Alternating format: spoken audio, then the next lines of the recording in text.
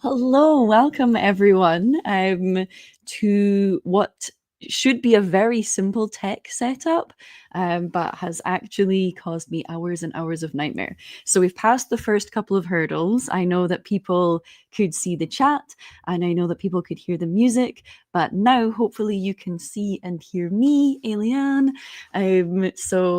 Oh, we've got Dave says, hello, working okay here. Awesome. Excellent. So I thought today I would, first of all, get myself a little bit of flow in terms of setting up my streaming system so that I can stream more cool, fun maths to you. Long story short, there is a cajon involved somewhere in this setup. So if you don't know what a cajon is, it is a really cool kind of musical instrument, which is kind of like a box that you tap and it can make a snare drum noise or more of like a bass drum noise. So I will leave that as a mystery as to where in this setup is the cajon. Hopefully the microphone is working fine. And yeah, past introductions, my name is Eliane, if we've never met before, Ayliean. Actually, I made a little thing for this. Oh, mirrored, So this is my name, Eliane. I know that a lot of people see it written down and don't know how to pronounce it. So I like to get it in there as much as possible. It is like the word alien, but with a little bit more pizzazz. So it's Eliane. And I have had this dream in my mind for a long time, which is doing maths live streams. As a kind of cozy, relaxing thing. And I know that a lot of people don't find maths relaxing or cozy. And I think that we can have a lot of fun with this. So I can see this going in directions where we do like recreational maths. Honestly, like, let me know anything in the comments that you want me to chat about because I really can talk about maths for hours, and I will. And you can't stop me, but you can stop watching anytime. But today, for the main part, I thought we would look at a maths exam paper because it has been well over a year since I have done one. In specific, we're going to look at the Scottish system, which is National Fives. So this is the exam that you would do when you're about 16 years old. So it's your first certificated exam where, I don't know, the academic overlords beam down into your life and say, you must pass this test. It really, like, for anyone who is out there going through it, everything that you have in your life before the exam that is good will still be there after the exam, and they really aren't the be all and end all. But anyway, I find the National 5 non-calculator paper to usually be the most enjoyable of the Scottish exams to do. And I should say National 5 maths because there is another kind of maths in Scotland called applications of maths. So we're going to focus specifically on the maths one. Now, it's time for more cool tech setup with Eliane. So if I do this, dun dun dun dun, okay, and hopefully you should be able to see a top-down view of my desk, and I'm just gonna swap these over. Bryce says, how did your Maths World event turn out? Look, I can make it pop up. I am so overjoyed with like I can do difficult things and you can too. We can all do difficult things. But after struggling with setting up the tech today, I'm very happy to see it actually working. Thanks for asking. Yeah, my Maths World event. So for people that have missed out on this, I spent quite some time in the London area over the past couple of months, and I was really happy to be invited to do a Maths World Late, which is evening events that they run every single month. I believe this month is Ben Sparks, who is fantastic maths, just person in general, but like maths communicator. And I did the last month one, and I did the kind of draw along with me where we got everyone in a room and I kind of said, here's how to do some algorithmic drawing, some fractally things, and we did it, and it was a wonderful time. And I bought a bunch of snacks, and people enjoyed the snacks. They were all vegan.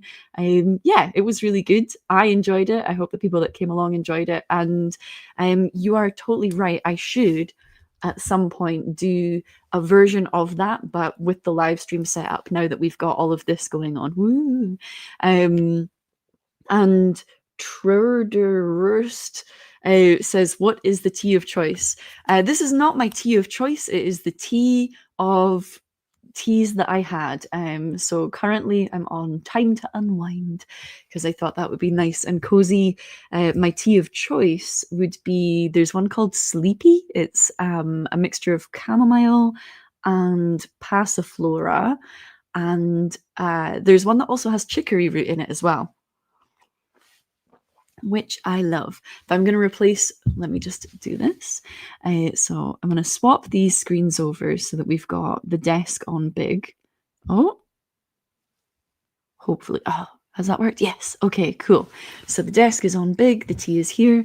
I'm going to remove this nice relaxing tea, place it here, and I'm going to bring in this nice relaxing National 5 Past paper. Now, I understand that for quite a few people, seeing the front cover of a National 5 Past paper, probably not the most relaxing. They have a nice diagram of no calculators allowed because we're going to do non-calculator paper. It all looks very, very official, but something to remember when you're doing an exams, they're just made up by people. It's just regular people got in a room. People who are qualified, obviously, got in a room, sat down, and made up the questions. It's only as official. Anything really is only as official as you take it to be. The authority comes from us, the people who give it the authority. So on the inside front cover, always remember this: you do have a formula sheet. I reckon I could probably make it through without using the formula sheet today. However, if I forget, like say for example the standard deviation, if that comes up, I might come back and look at the formula sheet. I'll probably come back and check a few times actually. Why not? If it's there, we'll use everything available to you. Now, I realize this is very, very small, but I'm so here for the feedback for people in the comments, considering this is the first time that I've done a stream like this on this particular channel. So do give me feedback on everything, like how things look, how you want things to be, like grand ideas. No promises that I can make anything happen immediately. But prior to this year, I spent 4 wonderful years working on Simon Singh's Parallel channel, where I kind of put together a whole curriculum about recreational maths things.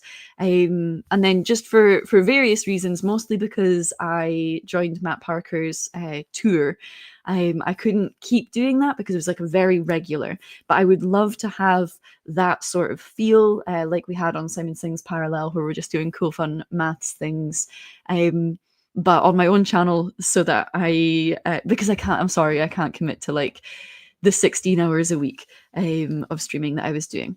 Adonai says, I still do the parallel. Awesome. Yeah, Jenny is amazing. I chat to Jenny quite regularly. And I'm very sure that what's going on parallel is super cool. Maybe one day I'll manage to go back. Okay, so let's do this. Now, the first question you probably can't see, so do let me know if you can or can't see things. I will write it big. Let me get some pieces of paper. Also, let me try this. I do have a thing. I have a poll, but I don't know how. I set up one poll as kind of like a test. So it's like a "How are you doing today?" poll. Is it gonna pop up? Can people click it? Here's a poll. Does it work? I mean, I've never seen that on YouTube before. So I don't know if that's gonna work or not. We can only find out. It's seeable, and Dave reckons it's readable. I'm gonna write it big. I come from a time when I used to start every question by all of my answers. I used to start them by copying down the question into my jotter. Now, two things about that. I've heard that the word jotter is a Scottish word, so I'm going to say notebook in case you've not come across the word jotter before. But also, yeah, I'm not 100% sure on like the pedagogy of like if copying things down actually makes life any better for you, if it makes it go into your brain a bit more. What I do know for 100% certain is if you are coming back to look at your notes and you don't have it attached to the textbook or the past paper or whatever you were working from, having written the question down does help a lot. Okay, so this first question here is an okay question to start with. It's expanding these brackets, which is exactly what I would expect for the first question in a National 5 non-calculator paper. I am not surprised at all. They could be a little bit nicer, but honestly, I think that this is absolutely fine. We've got a binomial, so 2 parts in here, and then a trinomial, so 3 parts over here. A lot of people might want to see like 2 binomials, but I think in a National 5 paper, you're pushing it. You should expect binomial and trinomial. And the number one place that people are going to make mistakes is this bit here, the minus 3y, because we need to remember that the negative belongs to the thing that comes after it. So that is minus 3y. So I'm just going to go through, and first of all, I'm going to use the y, and I'm going to multiply every single thing in the second bracket by that y. So y times y squared is going to give me y cubed.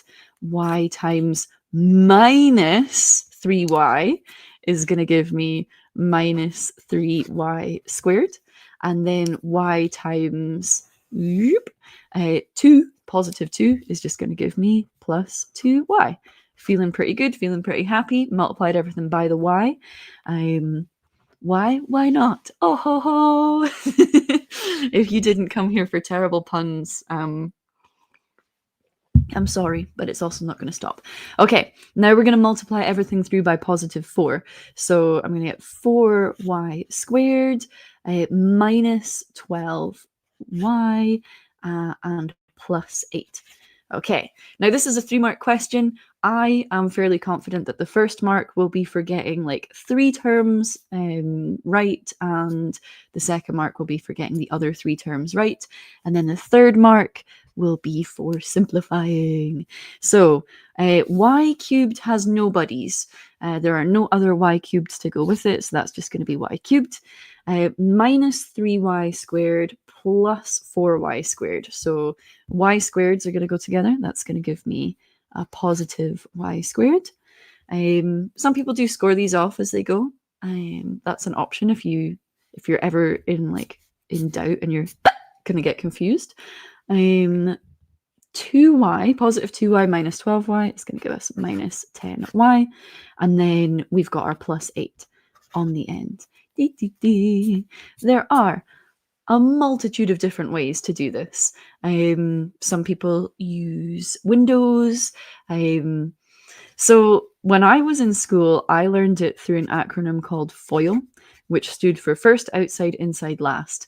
And this, I think, is a good demonstration of why sometimes tricks are useful, but you have to know the limitations of them, and sometimes they can obscure like the more interesting generalizable maths behind them, because FOIL only works for two binomials. You're doing so if you've got like a plus b, c plus d, so you're going to do the first a times c, and then the outside a times d, which is kind of what we did, but we had to do the third term in there, and then you're going to do the inside b and c, and then the last b and d, and this is just a way of making you multiply everything in the second bracket by everything in the first bracket, and that's the aim of the game.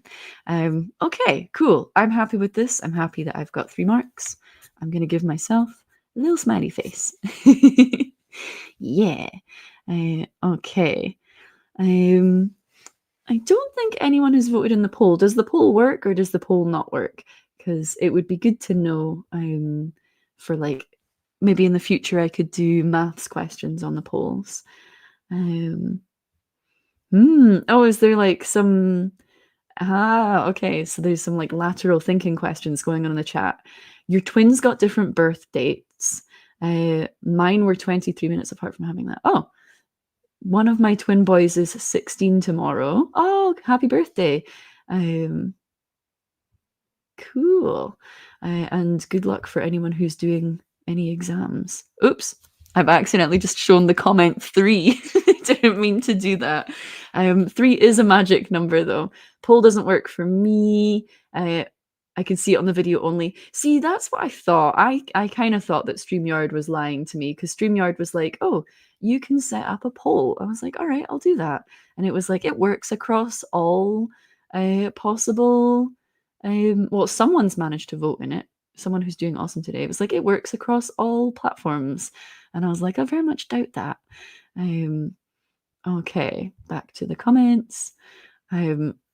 So my favorite reason for 3 being a magic number is that if you have a sphere of radius 3, the volume and the surface area are exactly the same. And I think that can only happen when the radius is either 0 or 3. Okay. Yeah. There's a really cool person, and also I was going to say Instagram channel, but it's not an Instagram channel. It is a person who has an Instagram. His name is Chris, spelled NHO, and he and I used to run Maths Zine Fest, which was really fun. And he has a channel. Oh my gosh, I'll need to find out what his Instagram page is actually called. It might just be called Chris NHO. But he runs the public math group in America that do loads of cool things. And he has this thing going on at the moment where every single day he posts a number. So it'll be like 1 or 2 or 3. And it will be like, is this an interesting number? And people have to vote if it's interesting or not. And I feel like there is a kind of, I don't know if survivor bias is the right thing, or like abstention bias, because I refuse to say that a number is not interesting, but I also don't feel like I can vote unless I can give a good reason for that number being interesting. So 3 was easy because of the surface area and the volume of the sphere being the same. 4, easily an interesting number. It is the only number where like 2... how do I want to phrase this? 2 to the power... oh, is that 2 fact or a 4 fact? Anyway, 2 squared is 4, and 2 times 2 is 4. That's the only time that would ever happen. 4 to the power of 2 is 16. 2 to the power of 4 is also 16. So I guess that could be a 4 fact or a 2 fact. But yeah, I think that's really cool. And then when it got to 18, that was where I really started to struggle. Like, I don't know if I've got a good fact for why 18 should be an interesting number, but I refuse to say that it's a boring number. Okay, let's have a look at our next question. We're doing things at a very leisurely pace. If this were an exam, we would be behind. Kirkyarty says, I like 5 just because it's the biggest. I can put that up here actually. I like 5 just because it's the biggest of the really nice, simple primes. Because 7 has too complicated of a vibe already, you know? Yeah, there's a whole thing. Now, if I were less tired and better at being the person I want to be, I would have a bunch of examples for you of maths theorems that kind of break or start working at 5. 5 is kind of like this. It is a break point in many sequences, and it's also like a start working point. But yeah, you're totally right. Like the smaller down numbers are kind of scrumpled together, and so they have a lot of interesting facts and primes very close together. 7, I don't know if I can agree with it not be like, 7 is the first time where if you have 7 points in a circle, there are 2 different ways to create a star with that. So you can do the star where you miss 1. Looks like this. Or 1, 2. You can do the one where you miss 2. And it gets pointier. Boom, boom, boom, boom. And it looks like this. And less than that, you can't have, like less than 7, you can't have more than one way to create a star polygon. And so that would be my reason for 7 being cool. Oh my gosh, right. We need to focus on this exam. Come on. I know you came here for the hard exam maths, so let's get to it. An electric car. Ooh, okay, SQA or whoever runs the Scottish exam papers. I mean, I'm glad that we are moving into an electric vehicle world. An electric car shows that it has enough charge remaining in its battery to travel 180 miles. The battery has 60% of its charge remaining. Calculate the number of miles the car can travel when the battery is fully charged. Okay, now I have to admit, right, first of all, let me just get this poll gone. Thank you to the one person who managed to vote. I don't know how you managed to do that, but congratulations. And I'm glad that you're having an awesome day. So, just upon first look at this question here, I kind of was like, oh no, is this something new that I don't know how to do?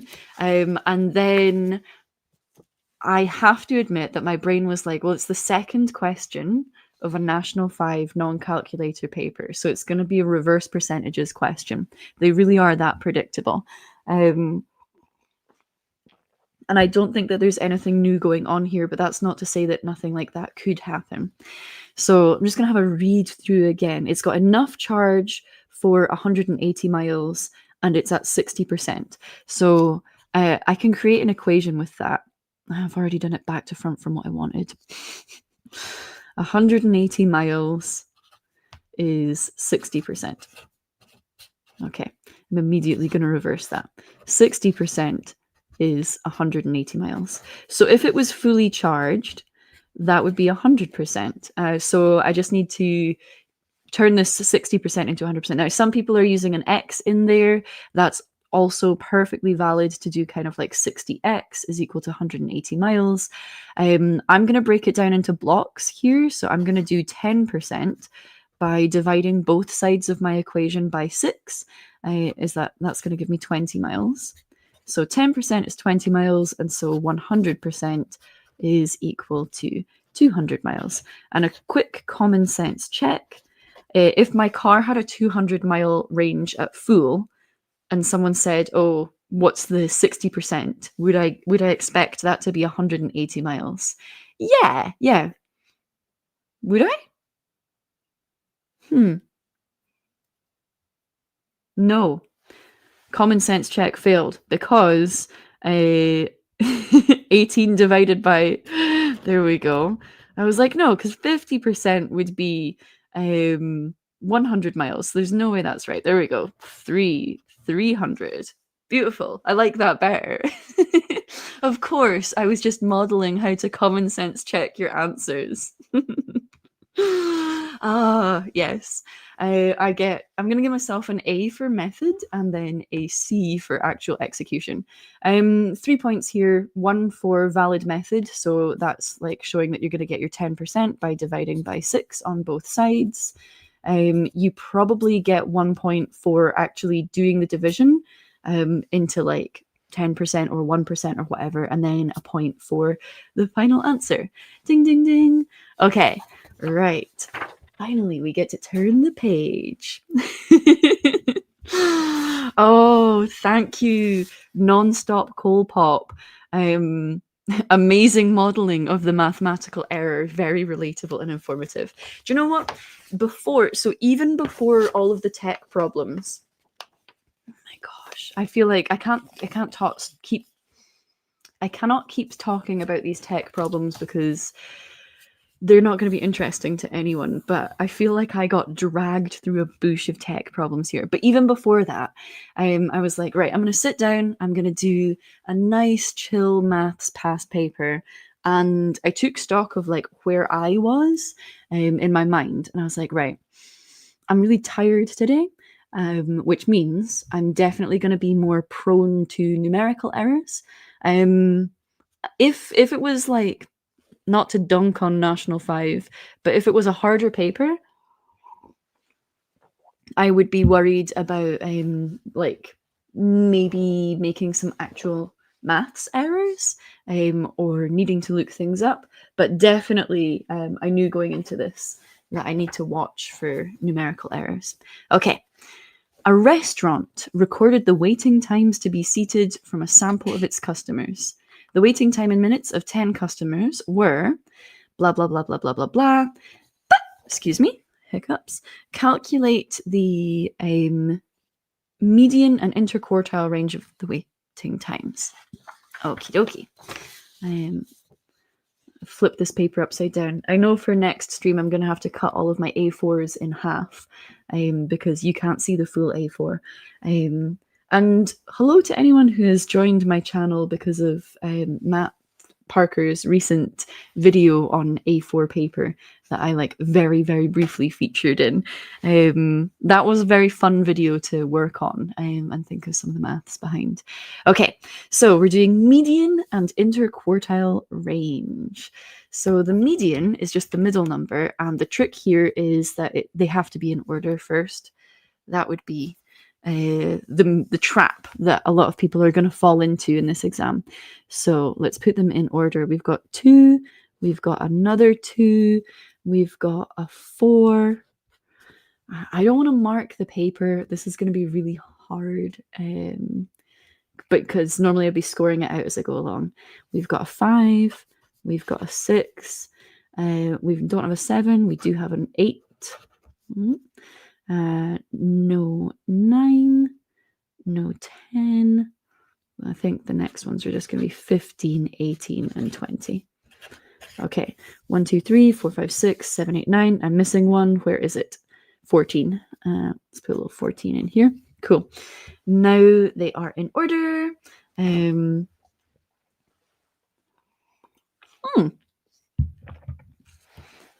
Dark Rain says, I used to be a wide format printer engineer. And you loved that Matt Parker video. I'm glad, because like, but wait, what is a wide format printer engineer? Because that sounds amazing. Are you talking about like plotters? As in, if I had a 5-meter wide PDF,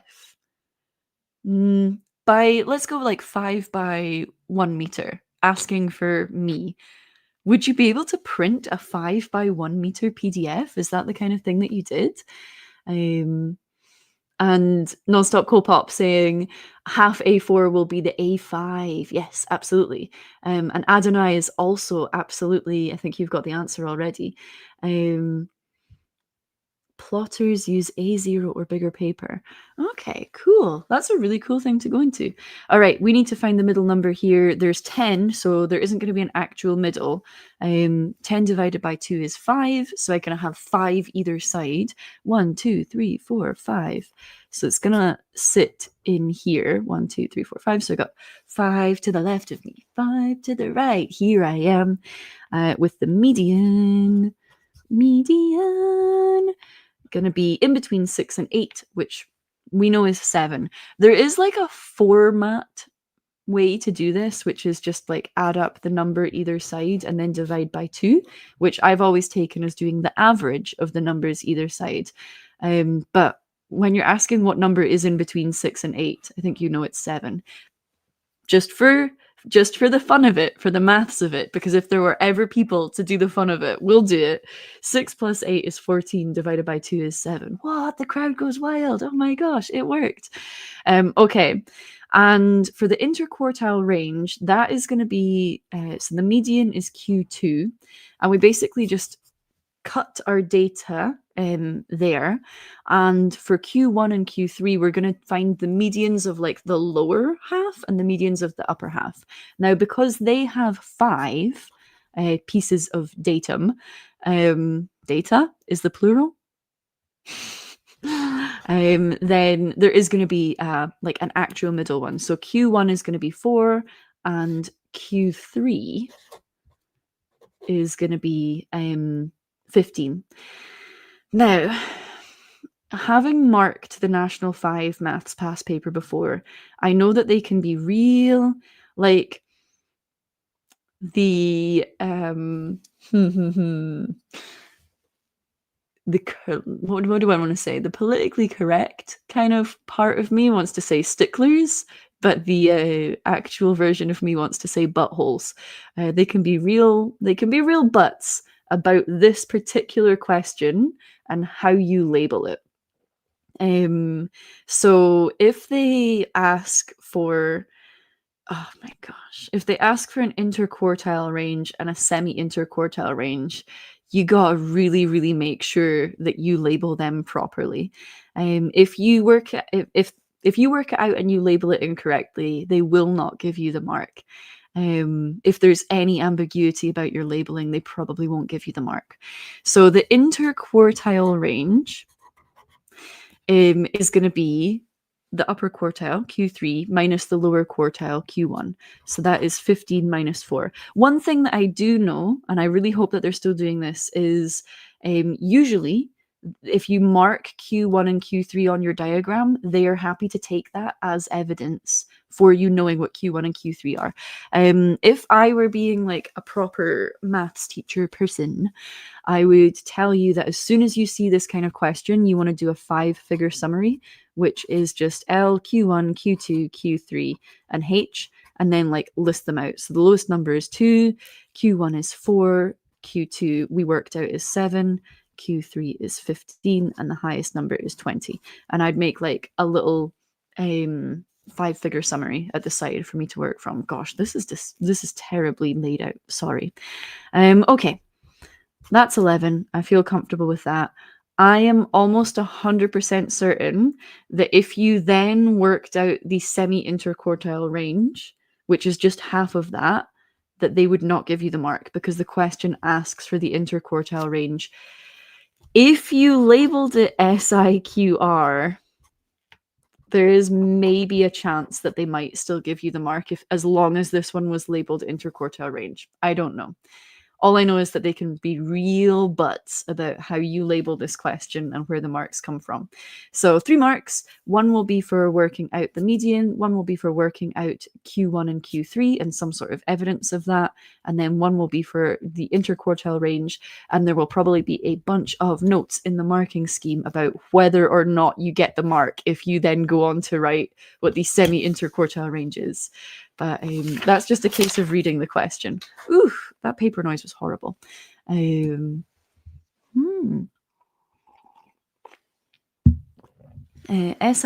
is 5.5, not 25, as the dot in the middle. What did I do? Wouldn't it be multiplication? Ahaha. Okay. So are you saying that my dot should be like sitting on the line, the lower down line? Um, I don't know if that's a matter of personal formatting or not. That's something to look into.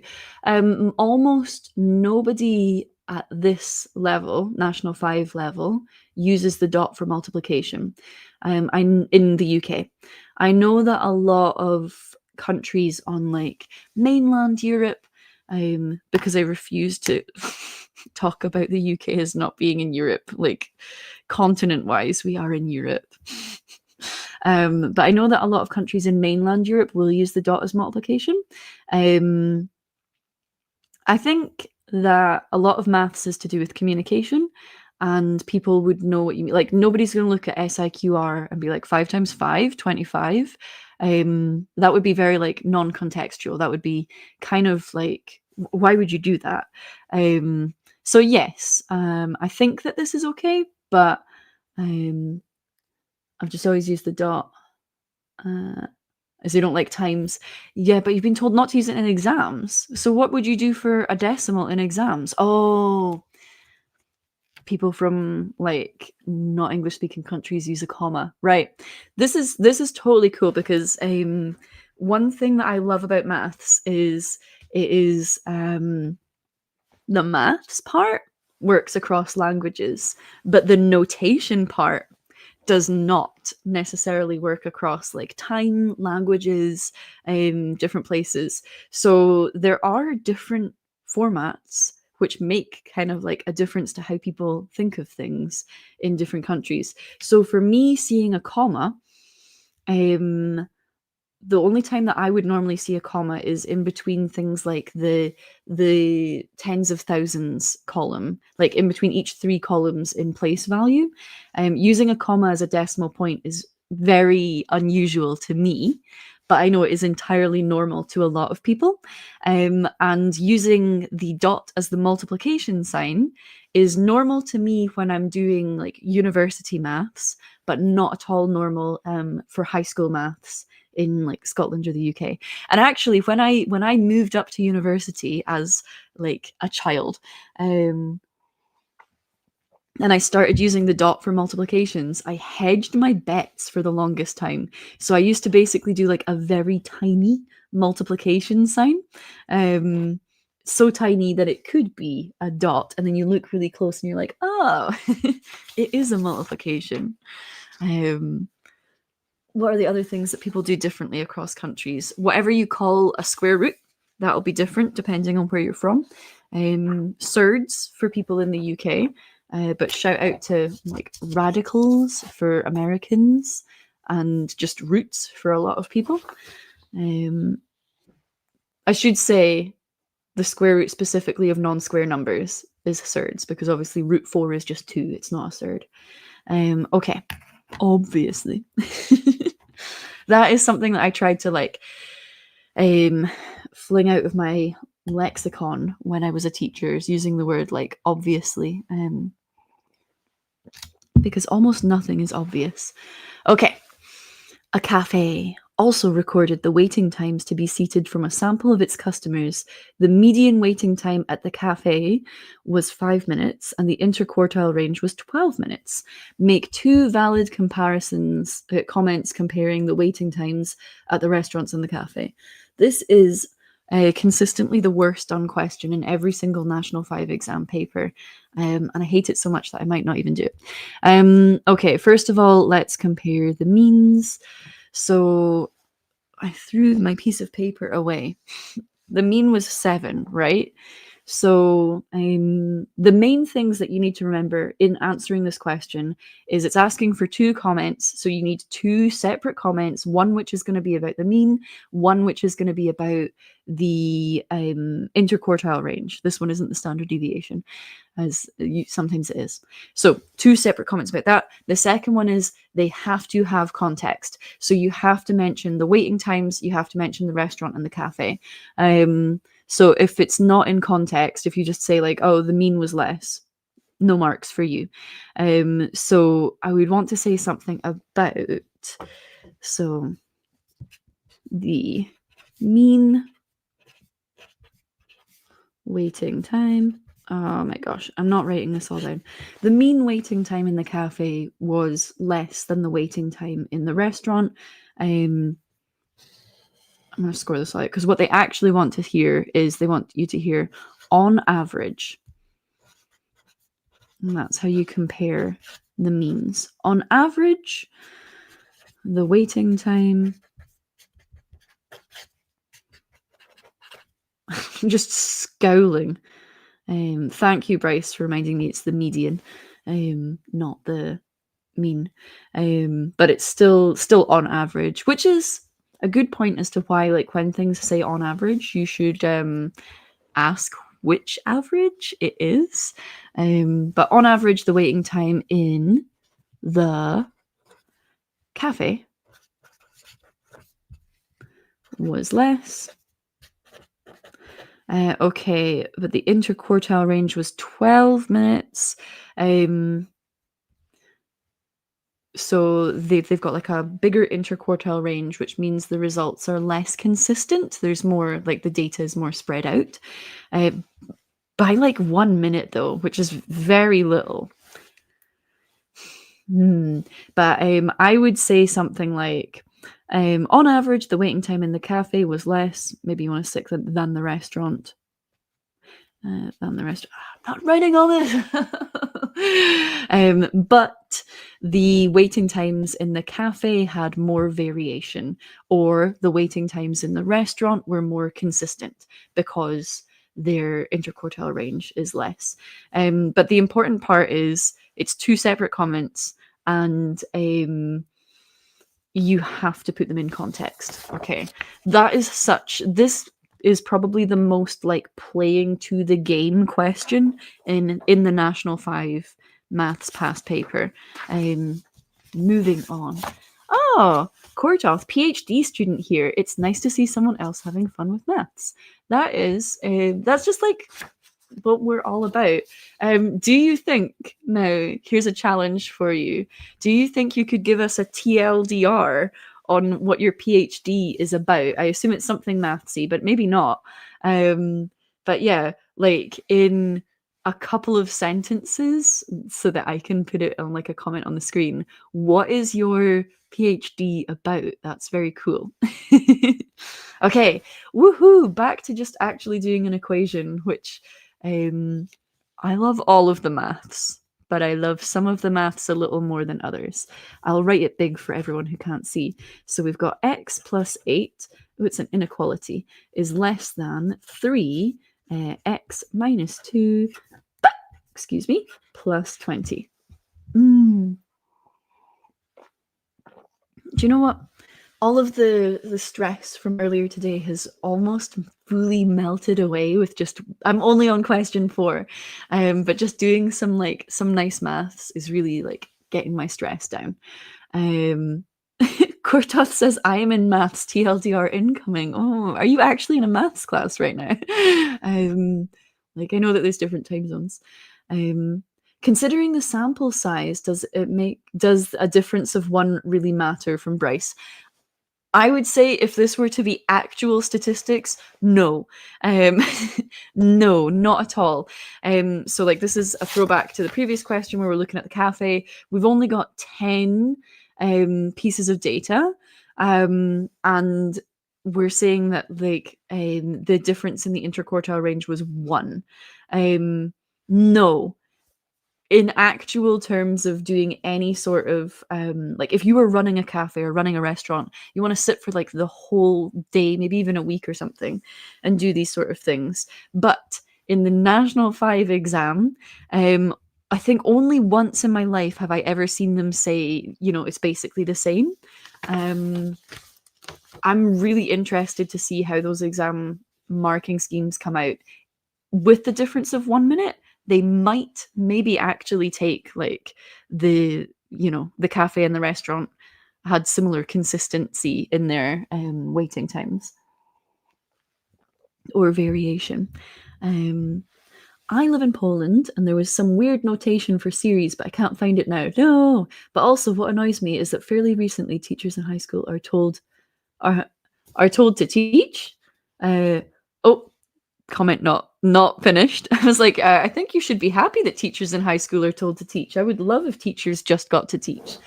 Monotonic range as inclusive. X squared is monotonically failing at minus zero, minus infinity to zero with the square bracket. Aha, aha. Okay. Yeah, because that zero part is that's interesting. Hmm.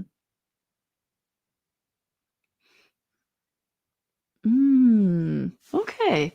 Um, my PhD is in complex dynamics. Okay, so for people out there, complex doesn't just mean super difficult in this context. It's going to mean looking at complex numbers, which it's the square root of a negative number. Okay, so we've got square roots of negatives, so we're working in the complex plane. Basically, uh, investigating the structure of the parameter space of cubic polynomials. The Mandelbrot set is the parameter space of quadratic polynomials. Ah, that's very nice. Are you also going to end up with fractal-like things, or is it um, does being a quadratic, is that what gives the Mandelbrot its fractally edge? So as far as I can recall, the Mandelbrot set, it's like a z squared plus something, I think, gives you the Mandelbrot set, and you're looking at like where does that converge and where does it diverge, and the boundary of that gives us this cool, like, it looks like boop, like this. And it's got little squigglies coming off of it. Nobody quote me on that being the Mandelbrot set, but that's roughly what it looks like. Ooh, it is fractally excellent. I can't wait to see what fractally stuff you come up with. Okay, and Kirkiarty's saying the zero is both falling and rising as a point. Yeah, it's a turning point. Boop, boop, boop. It's kind of flat, really. It's where x squared changes direction. Okay, let's do this in equation. I'm going to release this x minus 2 from the brackets to start with. So x plus 8 is less than 3x minus 6 plus 20. I'm going to tidy up the right-hand side of this inequation, and that's going to give me 3x plus 14. Minus 6 plus 20 being 14.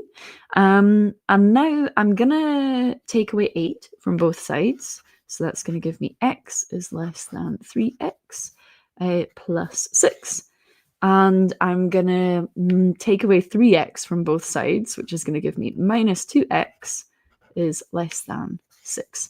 Very nice, but not finished. I am going to halve both of the sides. So that's going to give me minus x is less than 3. And for my very final move, I'm going to multiply both sides by -1. And this is going to change the direction of the inequality sign. And the way that we can think about this is if negative x is less than 3. So here's like a number line, here's 3, here's 0, and I've got some x, and I want negative x to be less than 3. That x is going to have to be something like, 4. Minus 4 is less than 3, but it could also be something like -2. So if I were to put like x is equal to -2 here, that would be minus -2. I want that to be less than 3. And yeah, positive 2 is less than 3. So -2 would work. And also 4 would work. I guess this doesn't really ask us for the range at all. Anyway, x is going to be greater than -3, which I'm going to put here, -3. Yeah. So x is going to be all of this bit here. Beep, beep, beep, beep, beep, beep. And we can go back and we can check, like, okay, if x was less than -3, like if it was -4, would it have made sense at this stage here? -4 is +4, and no, that is not less than 3, so it would not have worked. So you can see, like, at both stages, here, the second to last line and the very last line, they have the same numbers which work for them, and that's why we had to flip the sign here. If I hadn't flipped the sign, then I don't know, the inequation would have meant different things at different points, and we can't really have that. If you're in doubt, you can always go back and like actually put -3 in and see. Well, that would be for an equation, but you can put any number greater than -3 in and see if that works. Okay. 3 marks. 1 mark for multiplying out the brackets or starting to solve it. 1 mark for getting to the point where you have just x terms and number terms.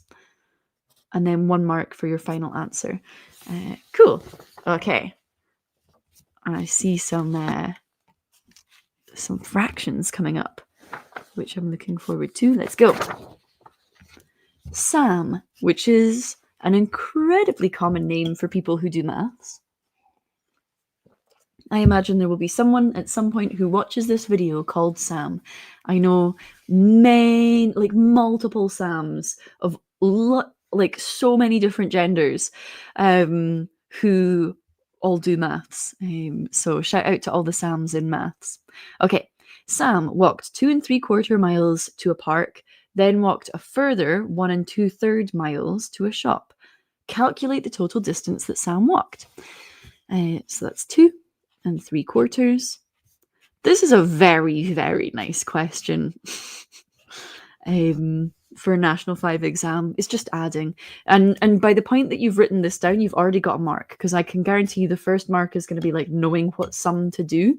So since it's the total, we're just adding them together. Maybe you need to like start the conversion to get that first mark. Okay.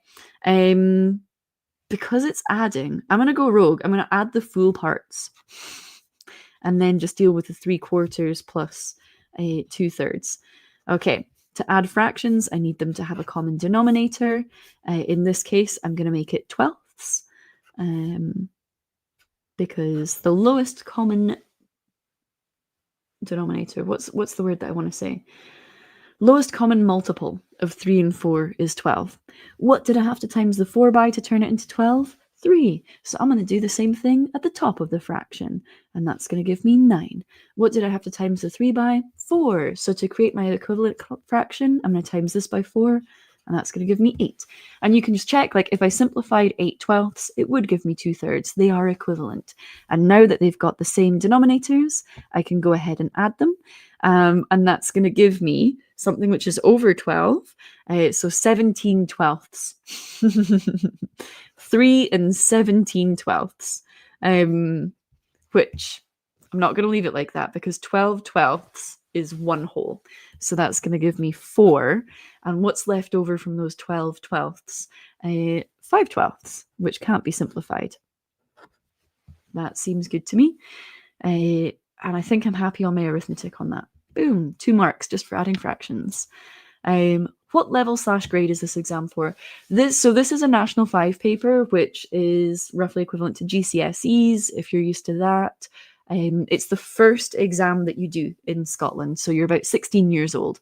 You'd be in what's called S4. So you're 16 years old, you're doing this S4 exam. So it's right at the very start of your exam career. Okay. I should maybe like up the pace a little, because you're supposed to do this in less than an hour. 1 hour, exactly. And that's how long I've been doing it, and I'm on question 6. Okay, let's go. One of my friends from the gym, I wouldn't have known that she's like an awesomely mathsy person. And then we were talking about, did you do advanced higher maths? Or just like, I don't know, we're just talking about maths in general. And she was like, oh yeah, I did advanced higher maths, but she hasn't gone into anything mathsy, like didn't do university maths. And basically she was saying she just loves when, excuse me, you get to the end of like a big long page of working and you finally get the answer, which is a sentiment that I can absolutely relate to. Okay, a teacher records the marks scored by the pupils in her class for the prelim exam and the final exam. The scatter graph shows the relationship between the marks scored in the prelim exam, P, and the final exam, F. So we've got P on the x-axis and F on the y-axis. So it looks like people who did better in the prelim did better in the final exam, which is kind of roughly what we expect. The prelim and the final exam have a positive correlation. Okay. A line of best fit is drawn. Point A represents people who scored 30 in the prelim exam and 54 in the final exam. Point B represents people who scored 90 in the prelim exam and 94 in the final exam. Find the equation of the line of best fit in terms of F and P and give the equation in its simplest form. Okay, so point A, essentially there is context to this, but I'm just going to soak out the information and then deal with it without the context. So point A is 30, 54, and we can just view that as a coordinate. 30 along, 54 up. And point B is 90, 94. 90 along, 94 up. Okay, and once we've got those 2 points, we're asking for the equation of a line, a straight line. We're good to go. So like sometimes, where did I get further into that? Sometimes what I think in my head when I'm doing these sort of like exam style questions is like in terms of ingredients, you got to keep your eye on the prize. We're looking for the equation of a straight line. And the ingredients that would get you the equation of a straight line are either like a point and a gradient, because if you know a point on the line and the gradient of the line, you're good to go, or 2 points, because it's basically the same thing. Once you've got 2 points, you can work out the gradient, and then you're back to having a point and a gradient, which is that is the ingredient that you need for working out the equation of a straight line. So first thing I'm going to do is I'm going to work out the gradient from A to B, which if you memorize things in a kind of formulaic way, which I did for a very long time, is y2 minus y1 over x2 minus x1. I've heard people do this in like loads of different ways, rise over run. For me, like the easiest way to mess this up is to get the x's and the y's the wrong way around. Y to the sky, x to the decks. But like if super in doubt, actually draw it out. Here's 30, 54. So there's like our point A, our point B. Really, all we're doing here is fancy Pythagoras. I want to work out like what is the y distance, and I want to work out what is the x distance. Sorry, Pythagoras would be actually like the distance between them, which is not what I want. I want the gradient, which is essentially this angle here. But yeah, I need to work out these distances, and I'm doing like vertical over horizontal. Okay. But you can see when you draw it out as a right angle, why you would do the y coordinates, subtract those to get this distance, the y distance, and the x coordinates. Okay. And also, again, if you're going to get this mixed up, you can just remember that every coordinate has an x point and a y point. There's the x, there's the y, how long up, and this is the first coordinate, so x1, y1, second coordinate, x2, y2. It's so easy to get all of these things mixed up. But the more that you understand what's going on underneath, then the more you can fact check yourself, the less you'll mix them up. But let's just go for it. So up top, we're going to have 94 minus 54. Oh, that was nice of them. 94 minus 54. Okay. And then 90 minus 30 for our distance on the x. So we're going to have 40 here. Wait a second. and 60 down here. Okay, this is very nice. Okay, so I get 40 over 60, aka 2/3. Could cancel out the zeros. 4 over 6 divided by 2, 2 over 3. 2/3. So for every 3 along, it goes 2 up. Let's just do a quick common sense check. Now this could very well not be to scale. It could be a weird scale, but like it's a positive number, and that seems right. Yeah. Oh, you're more of natural sciences now. That is cool. Yeah. If I were to do my degree again, I probably would do something more like environmental science related. But how could I give up pure maths? I think what really I would like is I want to be able to do another degree and I want it to be in environmental science, but I can't afford that. So I'm a mathematician. Okay, so we've got our gradient and we have 2 points to choose from in terms of doing our equation of the line. So equation of the straight line, I'm going to do y minus b is equal to m, open brackets, x minus a, which means nothing if you don't know what we're talking about. But this is for m being the gradient, which I have, and then you can pick whichever point you want on the line, and you can substitute that in for point AB. It does go in alphabetical order, though, so it's still going to be A and then B. Okay, so X and Y, they're still going to stay in there. We're not substituting in for those. Y minus 54 is equal to M, which is 2/3, and then X minus 30. Okay. So that is the equation of the line. Like, that's it done. Nobody can fault me there, except the SQA, who will fault me, because they want it to be in a different form. They want it to be simplified in some sort of way. So I'm going to multiply out the brackets. So I'm going to have y minus 54 is equal to 2/3 of x. This is quite nice because this is 30. So divided by 3 is 10, and times by 2 is 20. So that's going to be minus 20. But like 2/3 of 30, like you know it's 20. And then I'm just going to put this in the form of y equals mx plus c, because it's a nice, useful form of the equation. And I get y equals 2/3 x plus 34.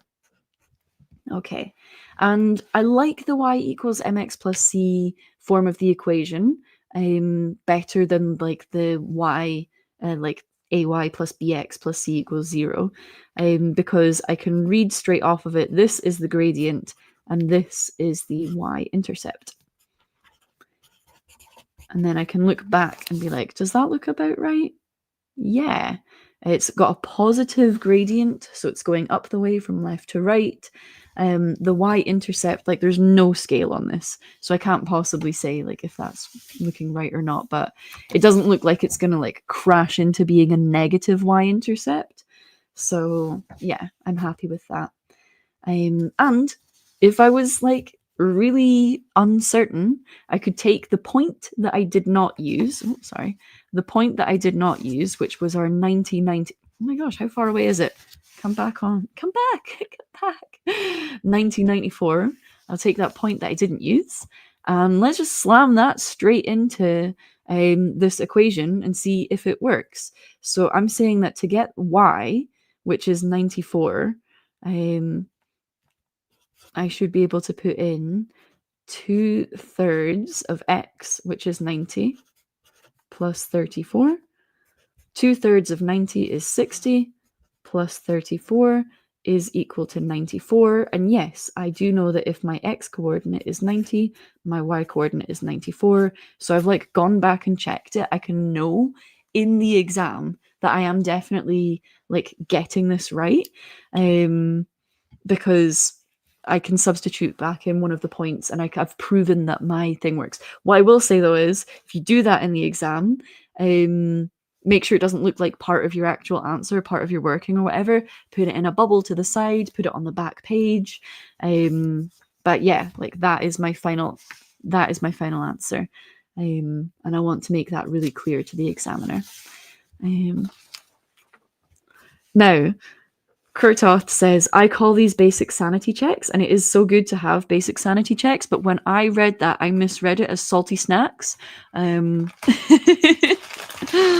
I really do wish I had salty snacks, but I don't. I only have these marshmallows. I'm so snack famished at the moment. Says the person with the vegan marshmallow. Maybe I need a bit of perspective in my life. I've got some snacks. It's all good. Let me have a quick check of the comments. So, Rise Over Run, SOHCAHTOA are two maths concepts that got etched into my mind. Yes, it's the first thing I go for, slope and trig respectively. I think the most like rote learning thing that I had slammed into my mind was a log is the power to which we raise the base. So for anyone who has done logs, that's just like the chant that goes on in my head whenever I'm doing logs. But if you're doing National 5, you've not met logs yet, but they are really cool. I like making stuff, so plants and chemistry are wonderful. Yeah, weaving some Juncus Ephes today. I wonder what that is. Okay. If I'd set up like my life better, I would be able to share my actual. Well, I mean, I guess I could share my actual laptop screen as well as like the top-down view, and then we could do like a quick round of countdown or something like that. But let's fire on with this past paper. Now that I'm full of marshmallowy fuel, marshmallowy goodness. Might need a tea top up in a while, but then you'll see that I'm wearing my PJ bottoms. Okay, let's go. A teacher wait a second. I've already done this question. There we go. Part B. Because what's better than a party? A part B. A pupil scored 33 marks in the prelim exam. Whoa! Hold on. Stop the press.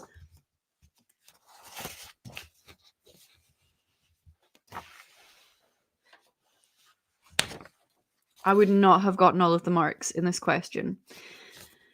And I will tell you for why.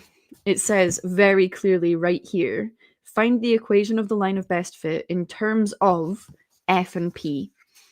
And I have found my equation of the line of best fit in terms of X and Y. So I do absolutely need to convert that. The Y-axis is F for final prelim, for final exam, and the X-axis is P. So the final exam mark should be equal to 2/3 of P, the prelim mark, plus 34. That is my actual answer. Always go back and read the actual question. Okay. Now I can use that formula for part B. I just couldn't resist returning to the party. Mathematicians are cool and fun. Okay, let's go. So F is equal to 2/3 P plus, checks notes, 34. Okay. Okay, so I can use the fact that a pupil scored 33 marks in their prelim. I'm just going to substitute that in. 2/3 times 33 plus 34. They've been very nice with things that are divisible by 3. 33 divided by 3 is 11, times by 2 is 22. So that's going to give me 22 plus 34, which is going to give me 56. And as Bryce said, that is the actual answer. Boom. 1 mark for that. If it was in the actual exam, I might not have shown like all of these steps. I definitely wouldn't have shown this line here. I would have done some of that in my head a wee bit. Okay. Vectors. Now, vectors is a fun one because historically, vectors were not part of the National 5 curriculum. Let's go to dun, dun, dun, dun, dun, dun, history of exams in Scotland in the last 10 years specifically, which is, sorry, marshmallow noise, unfortunately something that I know about that might get lost to time. But it's always worth remembering that things are very time and context dependent. We're so chronocentric these days. Even just the idea of like teenage years is like a new thing that less than 100 years ago people didn't really believe in. You were a child and then you got booted out into being an adult who had to work up a chimney or something like that. Even like the respect and reverence we give to the childhood years, as we should, is something that's very new to Western culture. Okay, let's go. The vectors used to not be in the National 5, and then when the pandemic hit, they were removed from National 5. Well, the words that were used were they would not be examined, but they were still in the National 5 course. So it's cool to see them back here. Find the magnitude of D. And D is 4 minus 5, 7. Express your answer as a third in its simplest form. I wonder if they give me the formula for this in the formula sheet. No. Okay. That's interesting. Fair enough. Anyway, the magnitude of a vector is its length.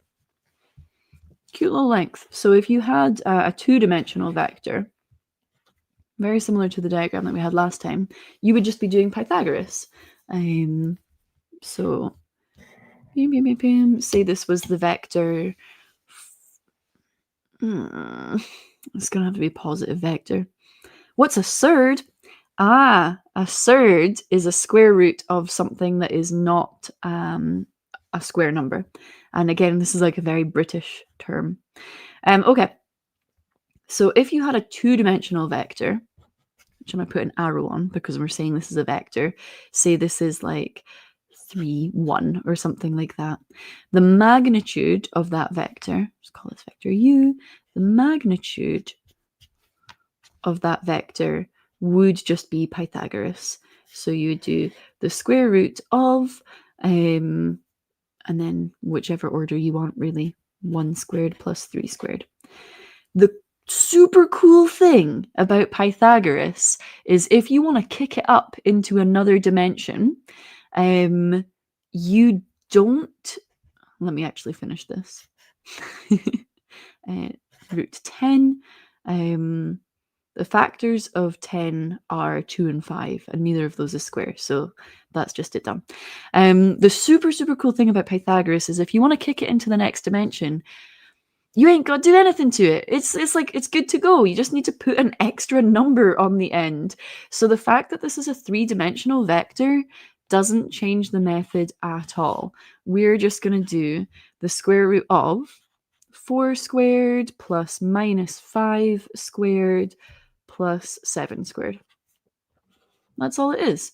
Just Pythagoras in three dimensions, and that's going to work out the length of this vector, which is the magnitude. And I've put the -5 in brackets to kind of like hold the negative to the 5, because when we square it's all going to be positive. Magnitude could only ever be positive because it's a size, like a length, and you can't have negative length. Were I being lazy, I might just have not written the negative. I might have just gone like, I know it's going to be positive, it's going to be the absolute value. Okay, let's go. So this is going to be the square root of 16 plus 25 plus 49. Does that work out nicely? So that's what, 30, 41, 80, 90, root 90. Okay. This is quite nice. So the factors of 90 are, among others, 9 and 10. I think 9 is going to be the largest square factor of 90. 45 and 2, yeah. And so I'm going to make that root 9 times root 10, which is going to be 3 root 10. And I know that is the most simplified it can be because root 10 can't be simplified any further. So here's our simplified third, 3 root 10. I like that one. That's nice. 3 marks. Probably one for knowing how to work out the magnitude, one for getting the root 90, and one for simplifying the third. Okily dokily. We're on fire now. We're getting on to the more interesting questions here. Dave says, "Surd is a new word to me. I am from the UK, but I did A-level maths 35 years ago. Well, I wonder when surd started being, because it's like in all of the textbooks and stuff now. I wonder when that came in to be like generally accepted term. A joke that I made a long time ago that I've said many times and I will not stop saying is I think that it would be very funny to get absolutely ripped so that I've got like a 6-pack and then get a tattoo of the square root of 2 on my belly so that I have an absurd, like absurd, oh ho ho. Oh, hello, Miramosa, who says, "I did not know this existed, but it's so chill. I don't know about math, but I love seeing it done." That's so cool. That is exactly the kind of ethos that we're trying to bring in here, because I think a lot of people do have a fear of maths, or there's a really beautiful quote, which is, if art was taught by just painting a fence, then you would hate art too. And that's how we teach maths, which is not true. There are so many like wonderful maths teachers out there who are doing amazing lessons. But when you talk about like the very narrow field of maths that we focus on in high school, it is similar to trying to teach people art, but never showing them like the works of great artists, never letting them get creative with it, never showing them that there are things that aren't solved or disputed. We do kind of just paint the proverbial white fence when it comes to secondary school maths. But that is not at all to discount the wonderful, like there's so much scope for cool fun maths. It's just that teachers have got a lot working against them in terms of class sizes, the amount of stuff that's going on in the curriculum, like underfunding. We got a fact check in from the chat. So Google Trends show a steady rise in surd, so no jumps really. Interesting. What if the jump was before the Google Trends data came in? Maybe. Okay, let's go. Change the subject of the following formula to T. Now, I did used to teach secondary school maths, and I feel like this is one of the things that I definitely failed in teaching well, the changing the subject of the formula, because I know for a fact that there is at least one person out there in the world who I taught, and they could not have put more effort into trying to understand changing the subject of the formula. And I just don't know why, but it did not click for them. And all of my possible explanations didn't help. So if you have like a different way of viewing this, then please do let me know. I know that some people do view it as like function machines. So we're wanting to change the subject to T. So currently the subject is P. Something is the subject of the formula when it's like P equals, like whatever equals, that is the subject. If it was like our previous formula that we came up with, the subject of this formula is F. F equals blah, blah, blah. So you want to have the thing on its own on the left-hand side. Now, I view this as a case of just undoing what is being done to T, just reversing all of the processes. So every operation has an inverse, has a reverse of it.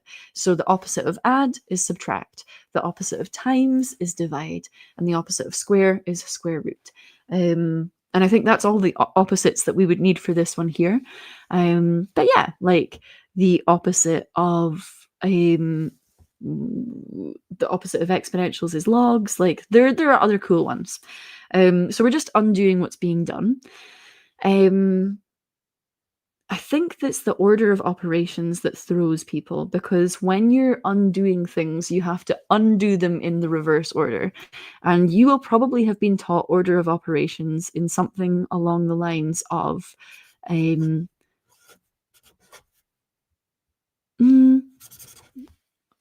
look at me not write that down. Brackets, ODMAS. There we go. BODMAS or PEMDAS or something like that. BOMDAS. But yeah, so brackets, of or other or order. Division and multiply have the same weighting. They just go left to right, and same with add and subtract. So that's the order of operations when you're doing something. But when you're undoing things, you kind of have to go. It's not even reverse order. Ogres are like onions. It's like layers out the way. So anyway, for here, we're going to have to undo this. I don't know. I think it's going to go in the same order.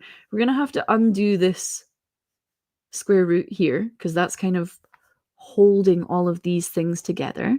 And so I'm going to square both sides. So that's just going to give me p squared is equal to t minus 3l. Like I've undone the square root. And then I need to get rid of this minus 3l. So I'm just going to add 3l to both sides. Whatever I do to one side, I have to do to the other. So that's going to give me p squared plus 3l is equal to t. And then t is on its own. I'm just going to flip that equation right over, and that's it.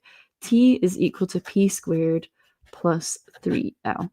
Sometimes there's like a coefficient, like something attached to that t. Here there isn't. Well, this is only a 2-mark question. Generally, this question, the changing the subject, is really poorly done in National 5. I kind of want to make up my own one so I can show you one where it's got like 3 steps, because quite often they do have 3 steps. Well, let me get a whole new color of pen for like me making up a question. We'll base it off the last one. We'll just make it a little bit more interesting. Let's go with, okay, I'll take letters from people's names in the chat. We've got Kirkiarty, so we'll go K is equal to square root of, and we've got Kortoff in the chat, so we'll use a C, but we'll make this, let's make this 4C plus, I don't know, 2, and then who else is in the chat? Kishin, but we already have a K.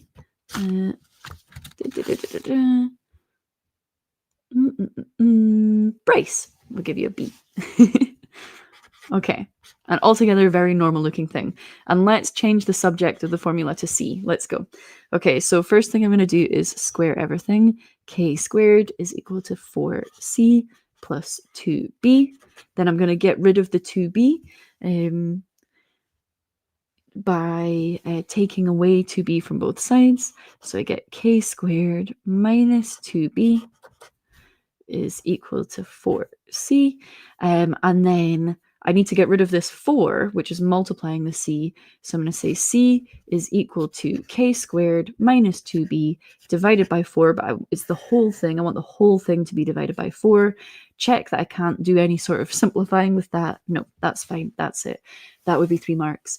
So I guess like one of the things that you have to do when you're thinking about like teaching, and this is why teaching is one of the best ways to learn, is there is some sort of like rule that I have in my head that I cannot articulate very well, which is how do I know which order to do these things in?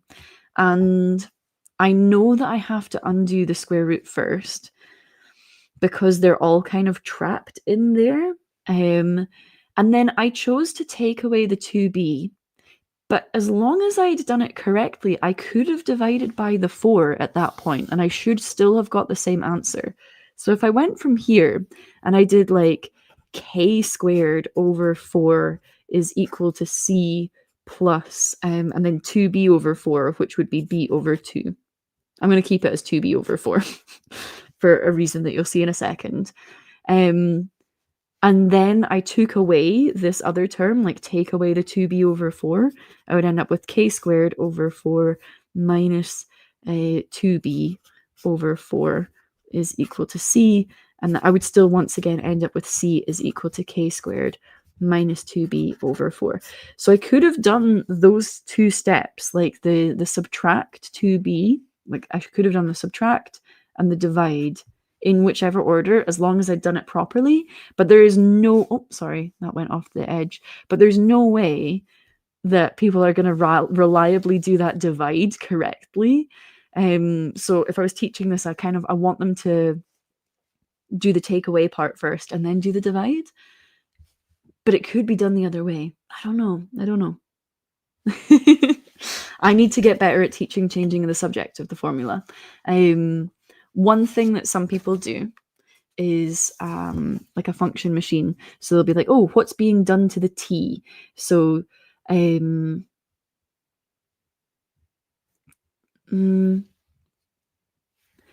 t is going in, it's having like 3 taken away from it, and then it's being square rooted, and then out comes p. And we're essentially like reversing that process. So like the other direction, we're gonna square it, and then we're gonna add 3l. And we're basically just putting something in, and we want to put p in and then shove it out the other side. And it'll come out as like p squared plus 3l, because I'm squaring it and I'm adding 3l. So you could use the function machine. My issue with that is like, it's maybe good for understanding originally, but then once you get into like really useful changing the subject of the formula, you can't be drawing a function machine every single time. Like, you need to just know how to move things around in a formula. There is another way to teach it, which I absolutely abhor, which is swap the p and the t around and then solve it. Do not like that one at all. Okay, it is our first plot of the day. Oh my gosh, let's go. Let's get quadratic with it. The diagram shows part of the graph y equals kx squared. Find the value of k. Okay. Okay. So, yep, this is y equals kx squared. Now, this is where I wish I'd set things up properly so that I could share my screen with you. Because I think probably the best thing to do when you're exploring quadratics is to just hop on Desmos and mess around with them and see what happens. But basically, if something has an x squared, maybe I can do that. Maybe I should take a little marshmallow break and do that. We're an hour and a half into a live stream. If you're if you're here for the long haul, I'm sure. Okay, Desmos. Let's go. Now, Desmos, I don't have any problem with recommending because it is free, and you can just type Desmos in and into Google or whatever, and you will get it. And now what I need to do is I kind of want something like this. Oh.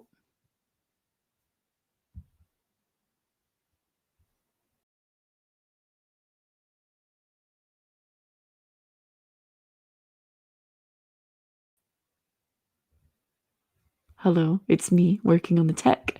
And then I should be able to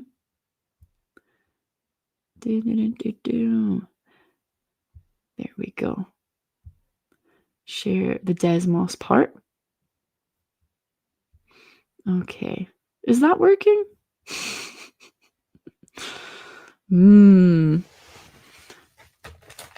I have... Oh my gosh, I may have entirely overloaded my computer. I have no way to see if you can actually see Desmos or not right now. I'm going to assume that you can see Desmos, and not my my WhatsApps. So hop on Desmos, which is free. We've got a graph here. I just play around with it. Y equals x. What does that look like? A straight line. It's linear, because before we were talking about our like y equals mx plus c, which is our straight line formula plus c. And I can put sliders in for these. And then what happens with these? So if I change the gradient, it gets steeper. As it goes up, it gets steeper. Gradient of 0 is going to be a flat horizontal line, and then a negative gradient is going down the way, reading from left to right. I've always wondered if people who come from like languages that read right to left, like when I look at this line is going up the way, because from left to right it's going up. But is that because I read from left to right? And then what does the C do? It looks like it moves the graph up and down, I guess, or over maybe, but it changes where the y-intercept is. Okay, so that's y equals mx plus c, but what we have is y equals x squared. Now, as soon as you put a squared term on there, we get a parabola. So it's this nice happy face, and we're going to have y equals kx squared. So we can add a slider in for that. And let's see what happens when we change k. So here, k is 1, which is like the standard parabola. As I increase k, it gets happier and happier and happier. It basically gets squished and squished in. As I decrease k, when k is less than 1, it is opened out. So there's at 0.7. When k is 0, the graph is just y equals 0. So it's just the x-axis. And then when k is negative, it goes to being a frowny parabola. Okay, let's see. If I remove this, can I go back to regular screen? I might have broken everything. Uh-oh. Dun, dun, dun, dun. Okay, stop sharing. Oh, it's thinking about it. So I think what's happened is StreamYard is just resized to like a ridiculously silly window. Can I jump it into thinking by doing this? Ultimately, all of the tech problems and stuff that I was having earlier came down to my computer being far too old to do anything. So let's see. What if I do this? No, why does life have to be like this? I'm going to eat a marshmallow about it. Okay. This is not useful. Okay, well, you can kind of see my screen, but this is not what I wanted at all. Aha! Getting there. Cancel. I could put some music on for tech error waiting time. And dun dun dun dun. Oh, basically, yeah, except the other way around. I want this to be big. So let's go. Yay! Okay, first class math says, for me it goes up because negatives are on the left. Aha, so because you're going from negative to positive. Negatives are on the left. Yep. That does make sense. Okay. A lot of people saying like negatives are on the left, so negatives are left. Like up. Going right is going up. Interesting. Yep. And Bryce pointing out the Einstein tile. This over here. Yeah. Do you know what? I should point out for like the couple of people that are here, blah blah blah blah. Big old actual like hands-on maths alert happening. So next weekend I'm gonna be down in Newcastle, because uh, every 2 years, Talking Maths in Public, TMIP, and Matt Parker run something called the Mega Grant, and that is basically like if you have an idea for a public maths project, you can apply for up to like 10 grand, I think, for this mega grant. And the deal is it has to be a maths project that people could get involved with, so loads of people can get involved with, and Matt will make a video about it. And so the winner of the mega grant from last year was Christian Lawson Perfect, who is a super cool mathematician slash coder who makes like all of these really awesome like application type things, and thinks really thoroughly about like accessibility for maths and how maths is taught online. I'll go big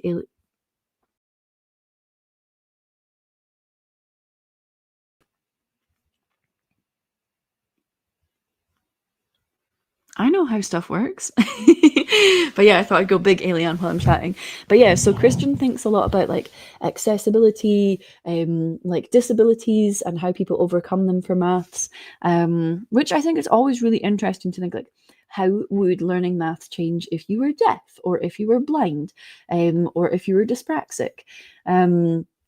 So Christian thinks a lot about that, and also thinks a lot about like building up mathematical thinking, and just like more creative approaches to maths.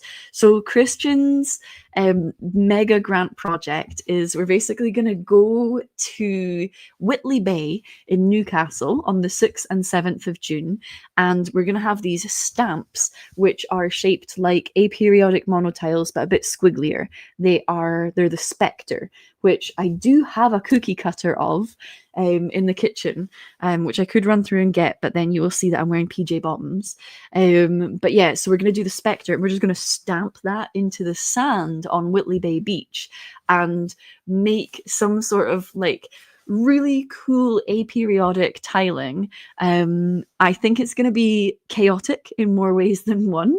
I think trying to fit them all together is going to be a nightmare. I think that teaching people from the general public like how the aperiodic monotile fits together is going to be wild. But I think it's going to be so much fun. And yeah, if you are anywhere near Whitley Bay on the 6th and 7th of June, then do come along. I'll be there.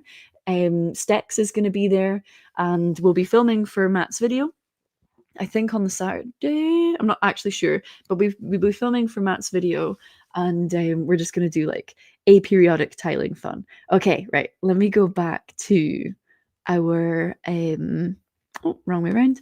Let's go back to our past paper, because we will get this done, even if it takes double the time of what a past paper would normally take. Oh, can I swap these over? Yes, let's go. Okay. So we were at the point. Oh, I really need to not do so many side tangents. That's not a graph joke, a plot joke.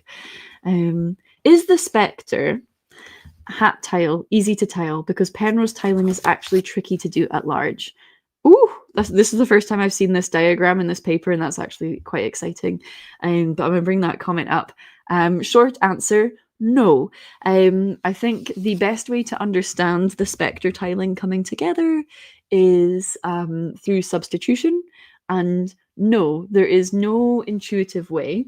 You build them into like larger blocks, and then you put the larger blocks together, and that kind of acts as your substitution tiling.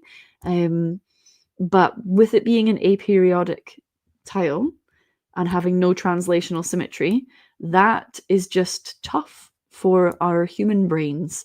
And it's very difficult to get flow, but you can mess around with it on, there's quite a few different apps where you can try tiling them. But I think Waterloo University, Craig Kaplan, who did the proof of the original tiling, I think created an app where you can play around with it. Albert says, a math live stream, woo! Yes, that is exactly what's happening here.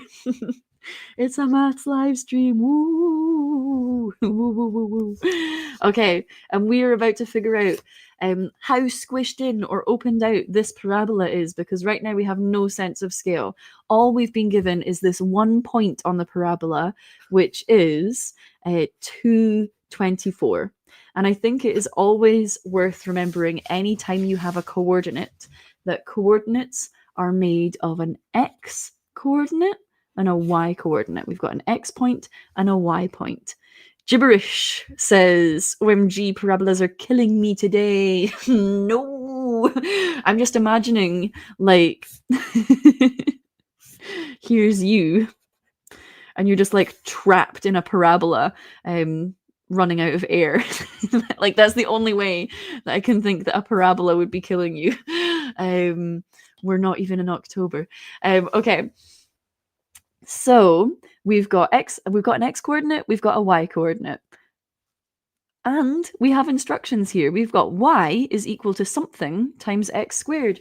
We're just going to shove those bad boys in there. We're just going to take this 2, which is the x, and we're going to put it in place of the 2, which is in our formula. The 2 is going to go in here. And spoiler, the y, which is the 24, that's going to go in place of the y. So we've got 24 is equal to something times 2 squared. Going to use my signature tiny multiply, so you don't know if it's a multiply or a dot. Okay, so that's going to give me 24 is equal to k times 4, which we normally write as 4k, because usually we put the number first. And then we're going to get k is equal to, dividing both sides by 4, 6. Hey, you got it, you got it. Kishan says, in terms of deaf accessibility, the Scottish Sensory Centre has an amazing glossary of scientific terms for BSL, but in general, science is super difficult for deaf people to talk about. Now, I've already mentioned once previously on this stream here, that like I would love to go back to university to do environmental science, but I cannot afford to do another degree. Oh, do you know what? I did make like a little banner, but just talking about me not being able to afford basically anything. I do have a Patreon. You can only, I don't put anything on there, so you can only do it. You can only like sign up to my Patreon if you are a grown person who has extra money for some reason in this economy. What? If you are at school or university, I do not want your money. Don't give it to me. I'm gonna get by just fine. But yeah, I would love to go back to uni to do environmental science. And I tried to go back to uni to do like an evening course at Edinburgh Uni to do sign language specifically for that, because I really want to do like maths interpretation.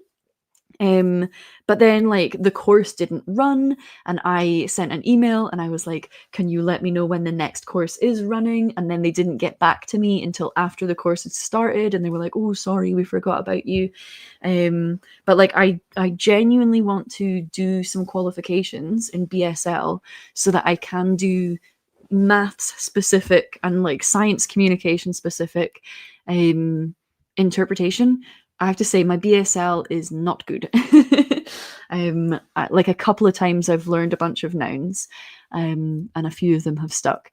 But when I was a teacher, I taught a few people who had sign language interpreters, and I always thought it was really interesting when I was using technical language, like, are they going to finger spell it? Or are they going to come up with a term together? Because if you've got something like sine, cos, or tan, like, are you really going to spell tan every single time?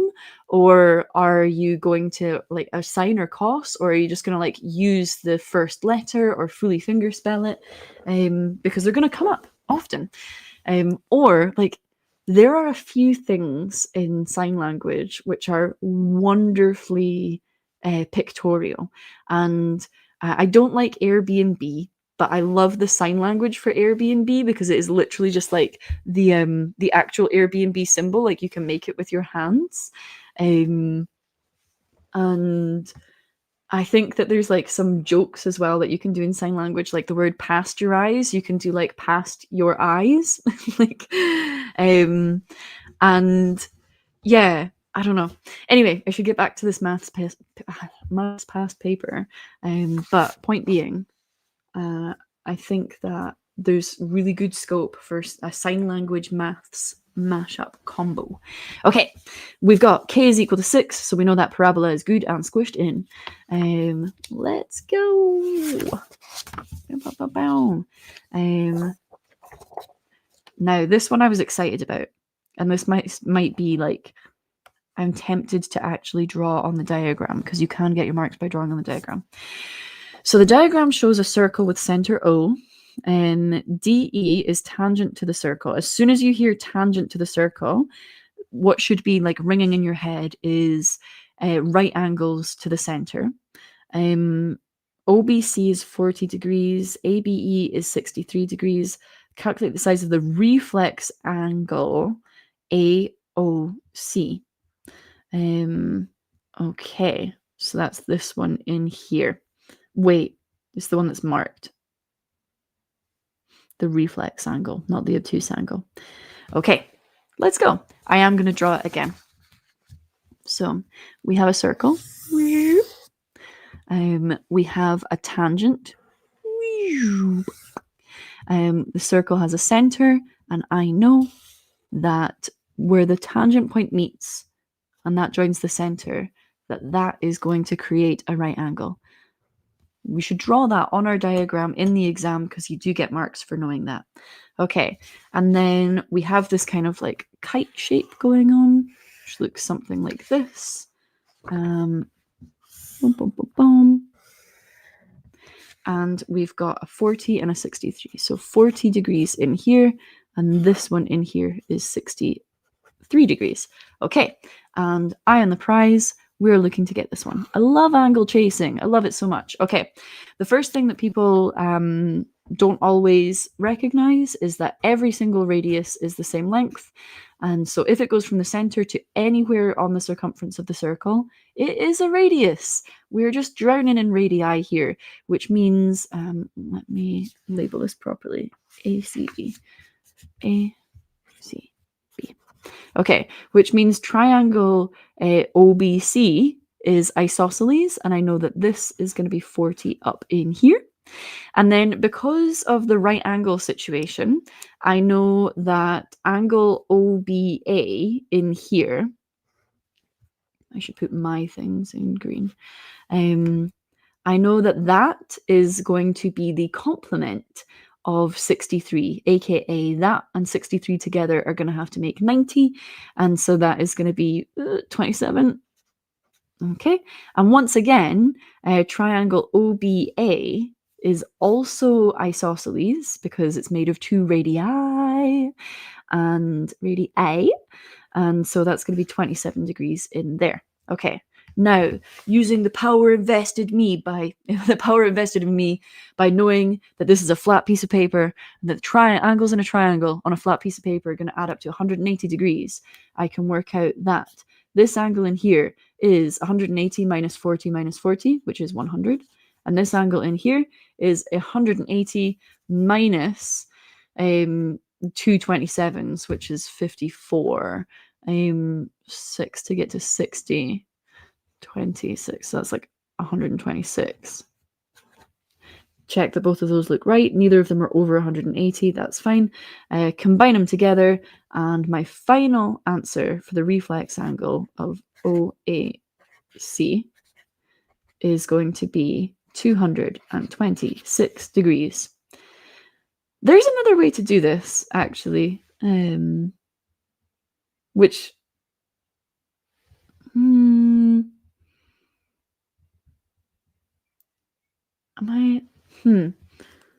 Let's see. 67.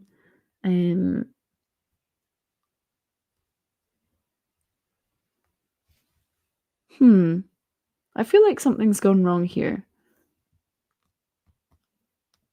Because something in my head says that the small angle OAC and these two here should add up to 180, which seems right. But what is that small angle in there? Well, if that's 226, then 360 minus 226 is going to be, oh my gosh, actual maths, 74 plus 60, 154.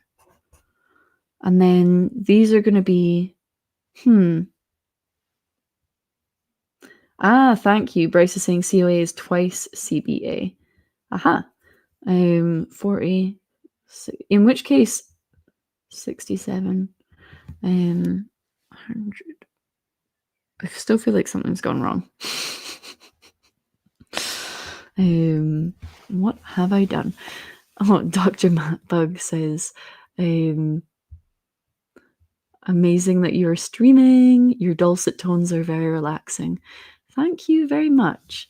134. Is this okay? 134. Oh, is it that I can't subtract from 360? 4 up to 30, 70 plus 60, 134. Yeah. Okay. Cool. That's nice. And then that would be double, like 40 plus 27 is 67, which would give me 134. Okay. Phew. See, this is like, I think I can prove this.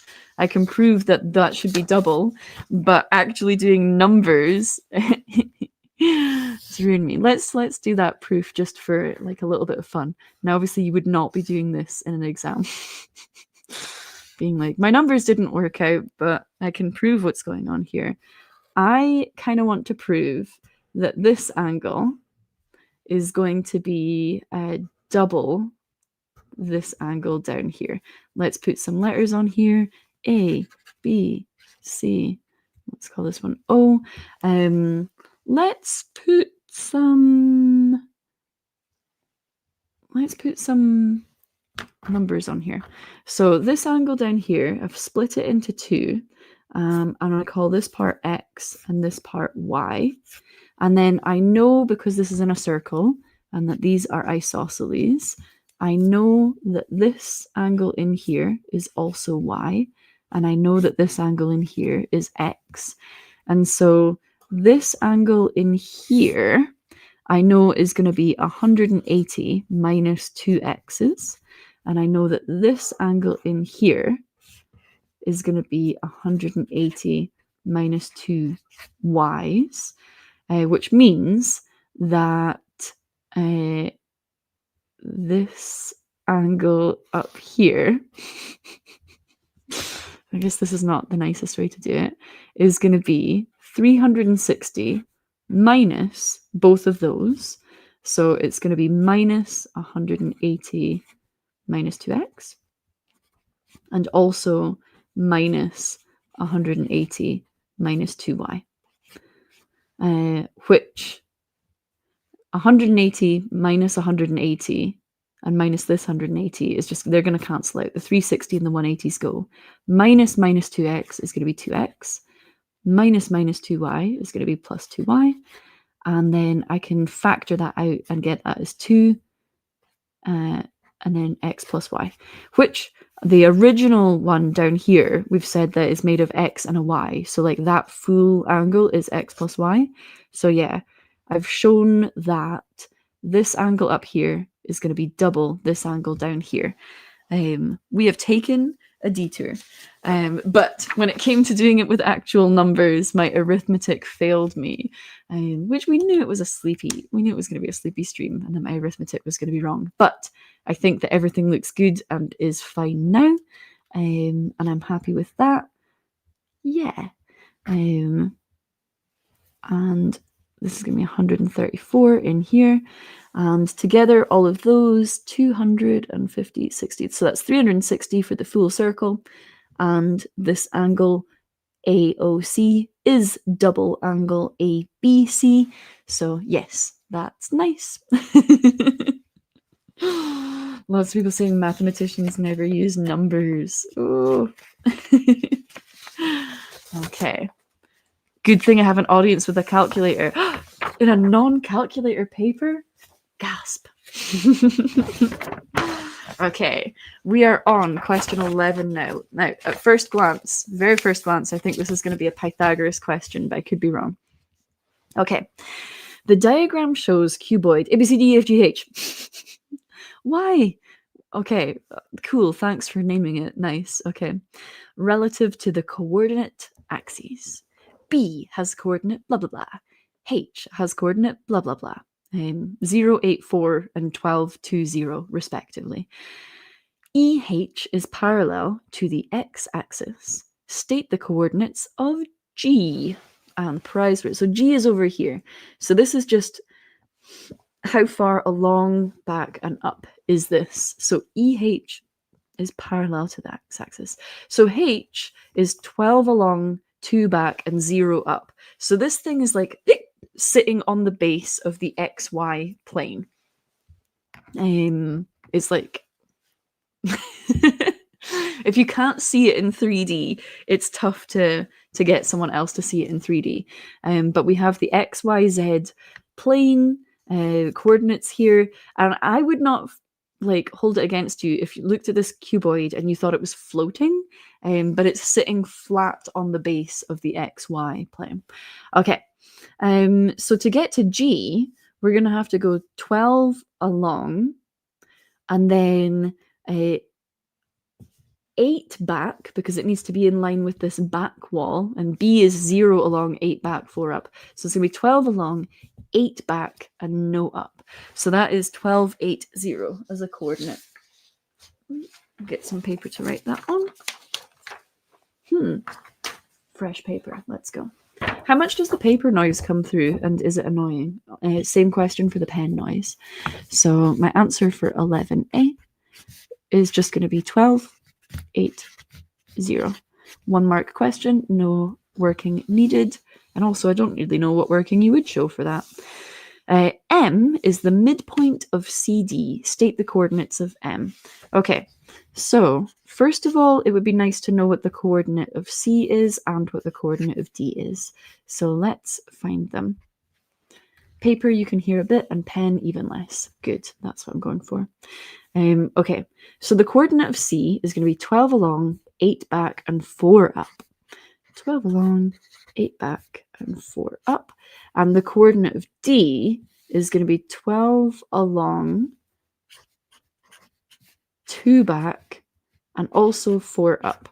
And when we're looking for this midpoint, we know that it's going to be 12 along. Like, there's some things that we can knock out immediately. We know that it's going to be 12 along. We know that it's going to be 4 up. And we're just trying to figure out how far back it goes. And it's going to be exactly halfway in between 2 and 8. And that's going to be 5. And the way that I did that was I just did 2 plus 8 and I divided by 2. It's the average. And do you know what? That would work for... need to get that in here. That would work for every single one of these coordinates. Like, if I want to know the midpoint of DC, it doesn't matter that I common sense know that it's going to be in line with the 12 and the 4. I can just add them, do the average of the points, really. 12 plus 12, 24 divided by 2, still 12. 4 plus 4, 8 divided by 2, still 4. 8 plus 2 divided by 2, 5. And that is going to be our midpoint. And common sense wise, 12 along, 5 back, 2 up does look good. It does make sense. Again, that's a 1 point question. Okay. There was no Pythagoras in that at all. Oh, sad times. And I just drew on my desk with pen. No. They got a little cheeky with the 0Z chord for H and specifying EH is parallel. EH parallel to the x-axis, implying the base is flat on the xy plane. Have I misunderstood that? I thought the base was flat. 2x, 0 up. EH is parallel to the x-axis. Yeah, it does lie flat on the xy plane. Yeah. But yeah, they could have maybe stated that in a nicer way. Okay, let's go. On the axes below, I will not. I will draw my own. Sketch the graph of blah, blah, blah, blah, blah, blah. Okay. And that blah, blah, blah, blah, blah, blah is y equals x plus 2 squared plus 3. Can do. Now, first of all, I know this is a straight line because the highest order of x I have is just x to the power of 1. Invisible 1 in there. So it's just x. Wait a second. No, it's not, because that squared applies to that x. Okay, it's a parabola. Maybe I have been doing maths for too long in a row. Maybe I should take a break. Okay, scrap everything I just said. It's not a straight line. It's absolutely a parabola. It's a parabola, and it's been moved along and up somewhat. Now, this plus 2 is telling me that it has been moved, like that's how far it's going to move on the x-axis. But it's not going to work the way that you want it to. Because I know that moving plus 2 makes it feel like it should move to the right, but we still want like the 0 to be 0 when it's 0. Basically, I still want, when I substitute in the turning point, I want the y to be 0. So I'm going to put in -2. So like my turning point x is going to be equal to -2. And this one here, that's just going to work exactly the way you want it to. It's going to be the turning point for the y. It's going to move the whole graph up 3. Turning point for the y is going to be +3. So at the point -2, 3, I've got a turning point. There's no negative coefficient on the x squared, so it's a happy parabola. It's going to look something like that. Okay, looking good. I'm going to mark that -2, 3 on here. Again, I would recommend jumping to Desmos and seeing why negatives and positives work backwards from the way that you want them to on this brackety part here. In my brain, I always just think brackets work backwards, which is a trick way of remembering it. But within the brackets, a positive is going to move you left and a negative is going to move you right. If in doubt, substitute in zeros for x's and y's and see that everything works out fine. As we're about to do right here, because I do want to show what this y-intercept is here.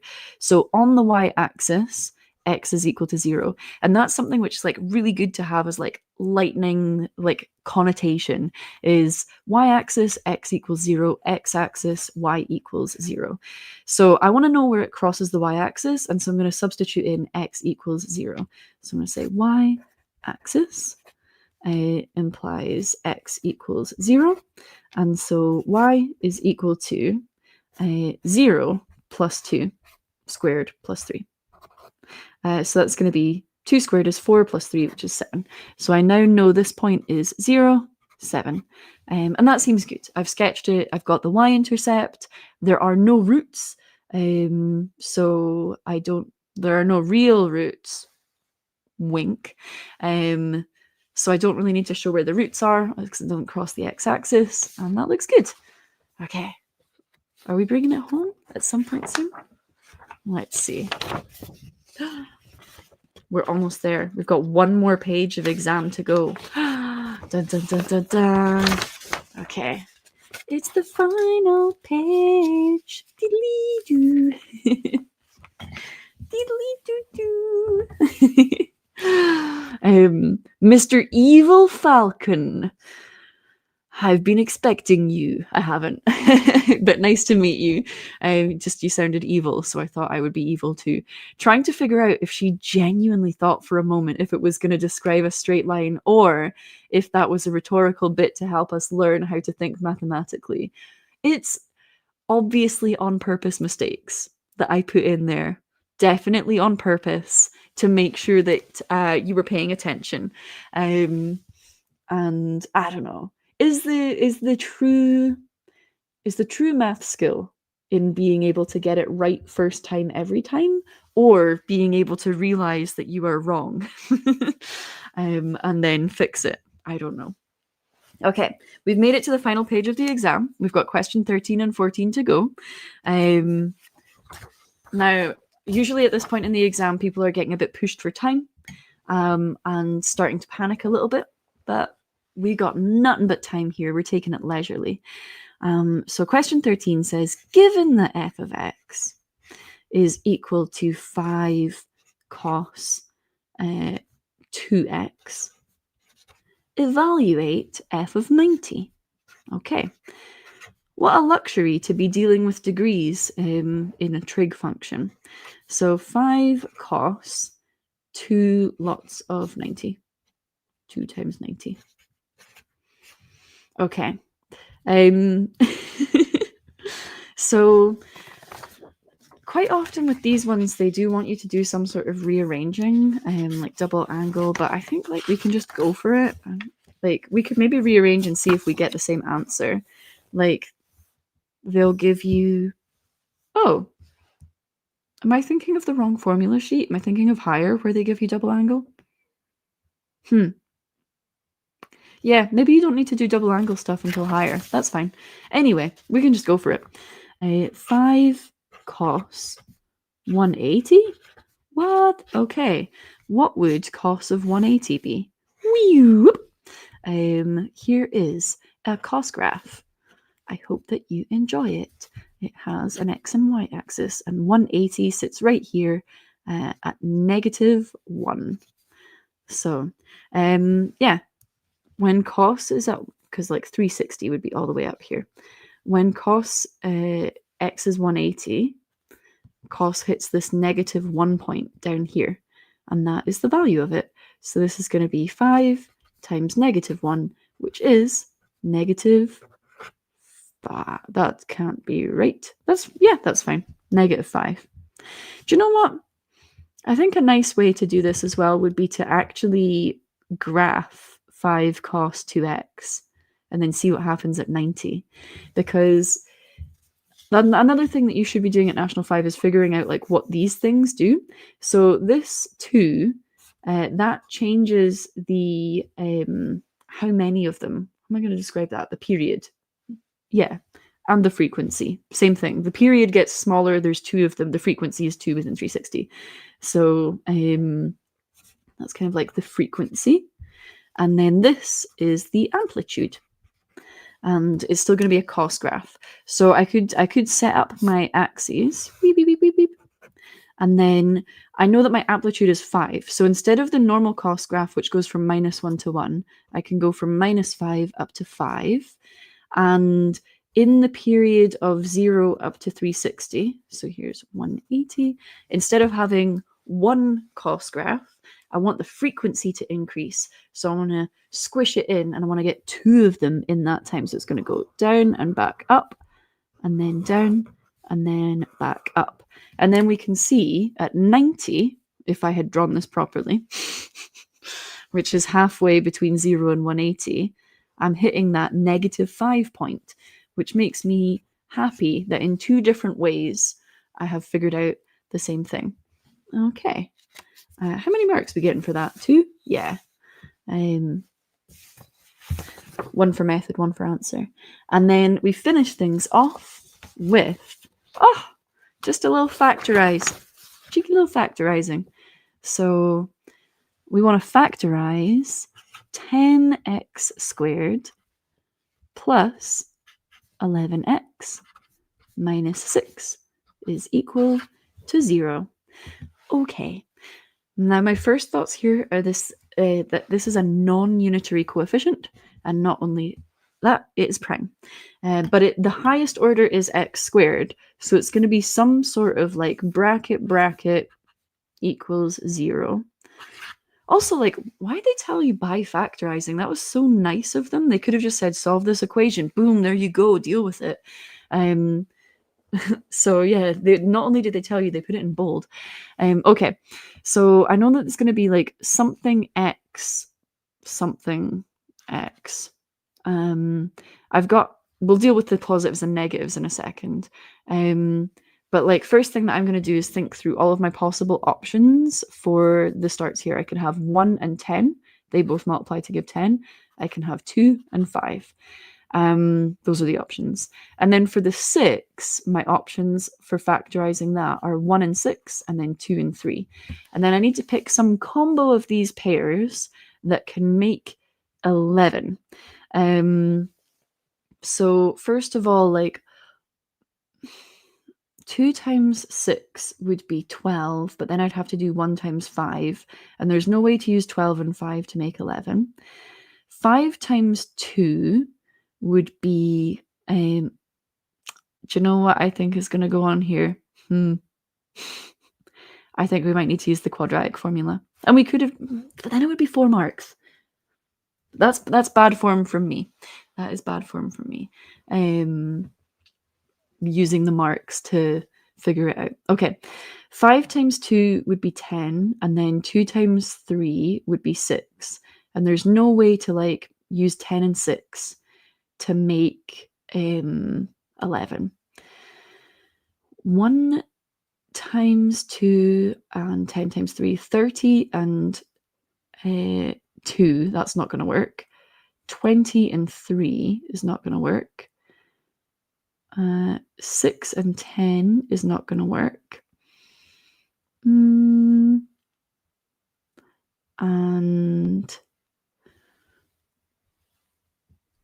I can also check with like -6. Yeah. So yeah, I could do like multiply the two of them together. 10 times -6 is -60. Look at all of the factors of that and see if I get something that adds to 11. I don't think I'm going to get something. Correct me if I'm wrong. I don't think this is good. 15 take away 4. Oh, yep, there we go. There's it. Thank you. Do you know what? If I jumped to the quadratic formula, the cool thing about that is I would get the same answer. I'm going to use these two. There we go. Because 2 times 2 is 4, 5 times 3 is 15, and 15 take away 4 is 11. Great. Cool. Okay, so that means in the start of the brackets, I'm going to have whichever way around I want, 2x and 5x, and they're going to multiply to give me 10x squared. And then I need to be a little bit more careful about this because I want the 5 to multiply by the 3. So I'm going to put that 3 here, and I want the 2 to multiply by the 2. So I'm going to put that 2 there. I'm aiming for a positive 11 but negative 6. So I want plus 15 minus 4. And in my head, I'm just kind of like multiplying these out to get my positives and negatives correct. There are ways of knowing, like, because this is a negative at the end, I knew that there was going to be 1 positive and 1 negative. And then because this is a positive in here, to get the positive 11, I know that the bigger multiplication needs to be positive. Okay, this looks good. Now, I've got 2 brackets, which multiplied together are going to give me 0. And the only way that could work is if one of these brackets is, in fact, itself 0. Like, the only way you can have something times something give you nothing is if one of those somethings was nothing. Whoa. I want that meme of like the shower thoughts guy. Okay, so that means either 2x plus 3 is equal to 0, or 5x minus 2 is equal to 0. And this is the inclusive or. Could be both of them. So now I can just solve both of these as if they're just normal, nice little equations. 2x is equal to minus 3. X is equal to minus 3 over 2. 5x is equal to 2. X is equal to 2 over 5. And both of those solutions are fine. I would say this has been a very like nice and chill quadratic final question from the SQA, because sometimes they'll put it in context and it'll be a length and then you have to discount the negative one. They haven't done that here. They just want both of the answers, which is totally fine. Oftentimes they won't tell you that you need to factorize. They'll just be like, here's an equation, solve it. So that was really nice of them. And for 3 marks, I think you get the first one for actually doing the factorizing, and then you get a mark for each of the correct answers. And we have made it to the end of the 2026 National 5 non-calculator paper. Thank you all for being here. I hope you enjoyed it. I made a couple of mistakes, but I found them along the way. I'm sure that people who watch this in like post, nice toot badge, thank you. I'm sure that people that watch this in post will find maybe even some more mistakes, but I feel quite happy and confident that my method was correct for all of these. This is like, now that I have battled with all of the tech demons to get the overhead camera working so that you can see my desk. Hopefully the sound is coming through nice. I do have this microphone here. I don't know if I'm supposed to be like speaking into it like this. But yeah, now that I've battled all of the tech problems, I would love to do this kind of stream more often. But for that, I definitely need feedback. So there are quite a few people here right now, and I understand that not everyone is always into like commenting. Like you might just be here to watch, and that's totally fine, just to kind of see what's going on. If you do have any feedback, please, like, you know, which exam papers would you like me to try, or should we do some of like the Olympiad questions, or do you want it to be more like a lesson? There are so many, like, you know, there are so many different forms it could take. Really, I just wanted to do that paper, and I kind of wanted to see if people would enjoy coming along with me. I definitely think that we could have had a tea top up partway through. Dave says, thank you for the evening maths cleanse. That is what I'm aiming for. I think that we could have some cool fun maths. But yes, feedback on tech is appreciated. Feedback on content is appreciated. Basically, the only feedback that's not appreciated is any sort of like personal things about how I look. I mean, you could say that my hair is nice. That's fine. Like I would say a nice hair day today, but I don't want any like mean comments on how I look. You can take them away with you. I don't need them. But yeah, feedback is very much appreciated. Oh, I'll show you this just to like finish up. So this is a knot. I think it's a trefoil knot. 1, 2, 3. Yeah, I think figure 8. Yeah, it's got to be a figure 8, surely. This is a trefoil knot. So this is a trefoil knot, and I think there's an angle that I can show it at. This is Laura Talman came up with these. So this is a trefoil knot, which looks like it has 5 petals. So it's got kind of like this sort of 5-fold symmetry. But I think there's an angle I can find where you can see the 3 overlaps. There we go. So when it comes to naming knots, you want to name them by the least number of crossings that you can arrange them into. So here you can see it crosses over 3 times, and it's really, really difficult to tell if 2 knots are the same.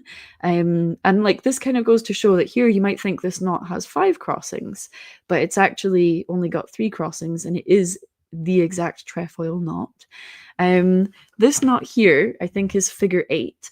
But Dr. Talman, being the cool cat that she is, the coolest person, has arranged it in a way so that it's got these 2 sort of lobes, and it walks. So there's a shape called a cornicon. That can't be right. You kind of take a cone, split it in half and twist it, and it also walks in this sort of pattern. I feel like my internet doesn't keep up to let you show the walking motion enough. But yeah, you give it a little motion and it walks along, which I think is very sweet. And so Dr. Talman has these and many, many other knots on her website for 3D printing. And I would highly recommend. Laura herself printed this one. And then this one, I got one of my friends, Matt, to print this. So yeah. Anyway, those are the cool knots that have been hiding in the background. That is your fun fact to finish on. If you are near Whitley Bay, this is going to go the wrong way around, isn't it?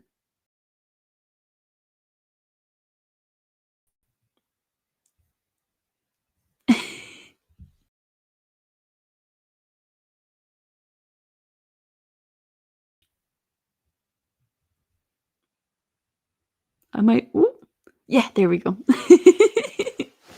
Couldn't end the stream without like a surprise tech crash. If you're near Whitley Bay, near Newcastle, next weekend on the 6th or 7th of June, then come along and we will be stamping aperiodic monotile spectres into the sand. And it's going to be really fun. So hopefully I will see you there. And yeah, I'm glad that everyone is getting out of this exactly what I was hoping. Dr. Matt Bug just saying you dropped in for some chill out time. Yes.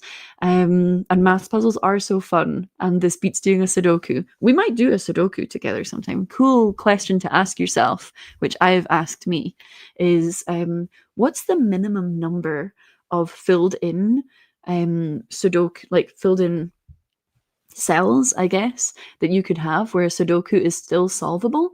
So there's a really cool answer to that. And also there's a very fun Sudoku, which is the most number of cells filled in such that if you removed any one of the cells, the Sudoku would no longer be solvable. Which maybe we should do that Sudoku next time we have a little stream. I cannot at all commit to any sort of streaming schedule, even though I know that that would work better for algorithms and stuff like that. It helps me a lot if you leave comments and tell your friends about my channel. I have like a bajillion like TikTok followers, and it means nothing really, because TikTok is not a very usable app. So I would like to kind of grow what we've got here on YouTube. So yeah, tell your friends. Maybe we can hit that, like what's coming up next, 14K, something like that. 14K before the end of May. We've got like 3 hours to do it. Maybe it could be done. But yeah, tell your friends if you think that they like maths or whatever. Like I would love to have more people involved. And as my final plug, I do have a Patreon. And I don't want your money unless you have like somehow loads of extra money to spare. But like all of the equipment and like streaming and stuff like that does cost me money. So it would be nice to cover that. And I will catch you later, calculators. Bye.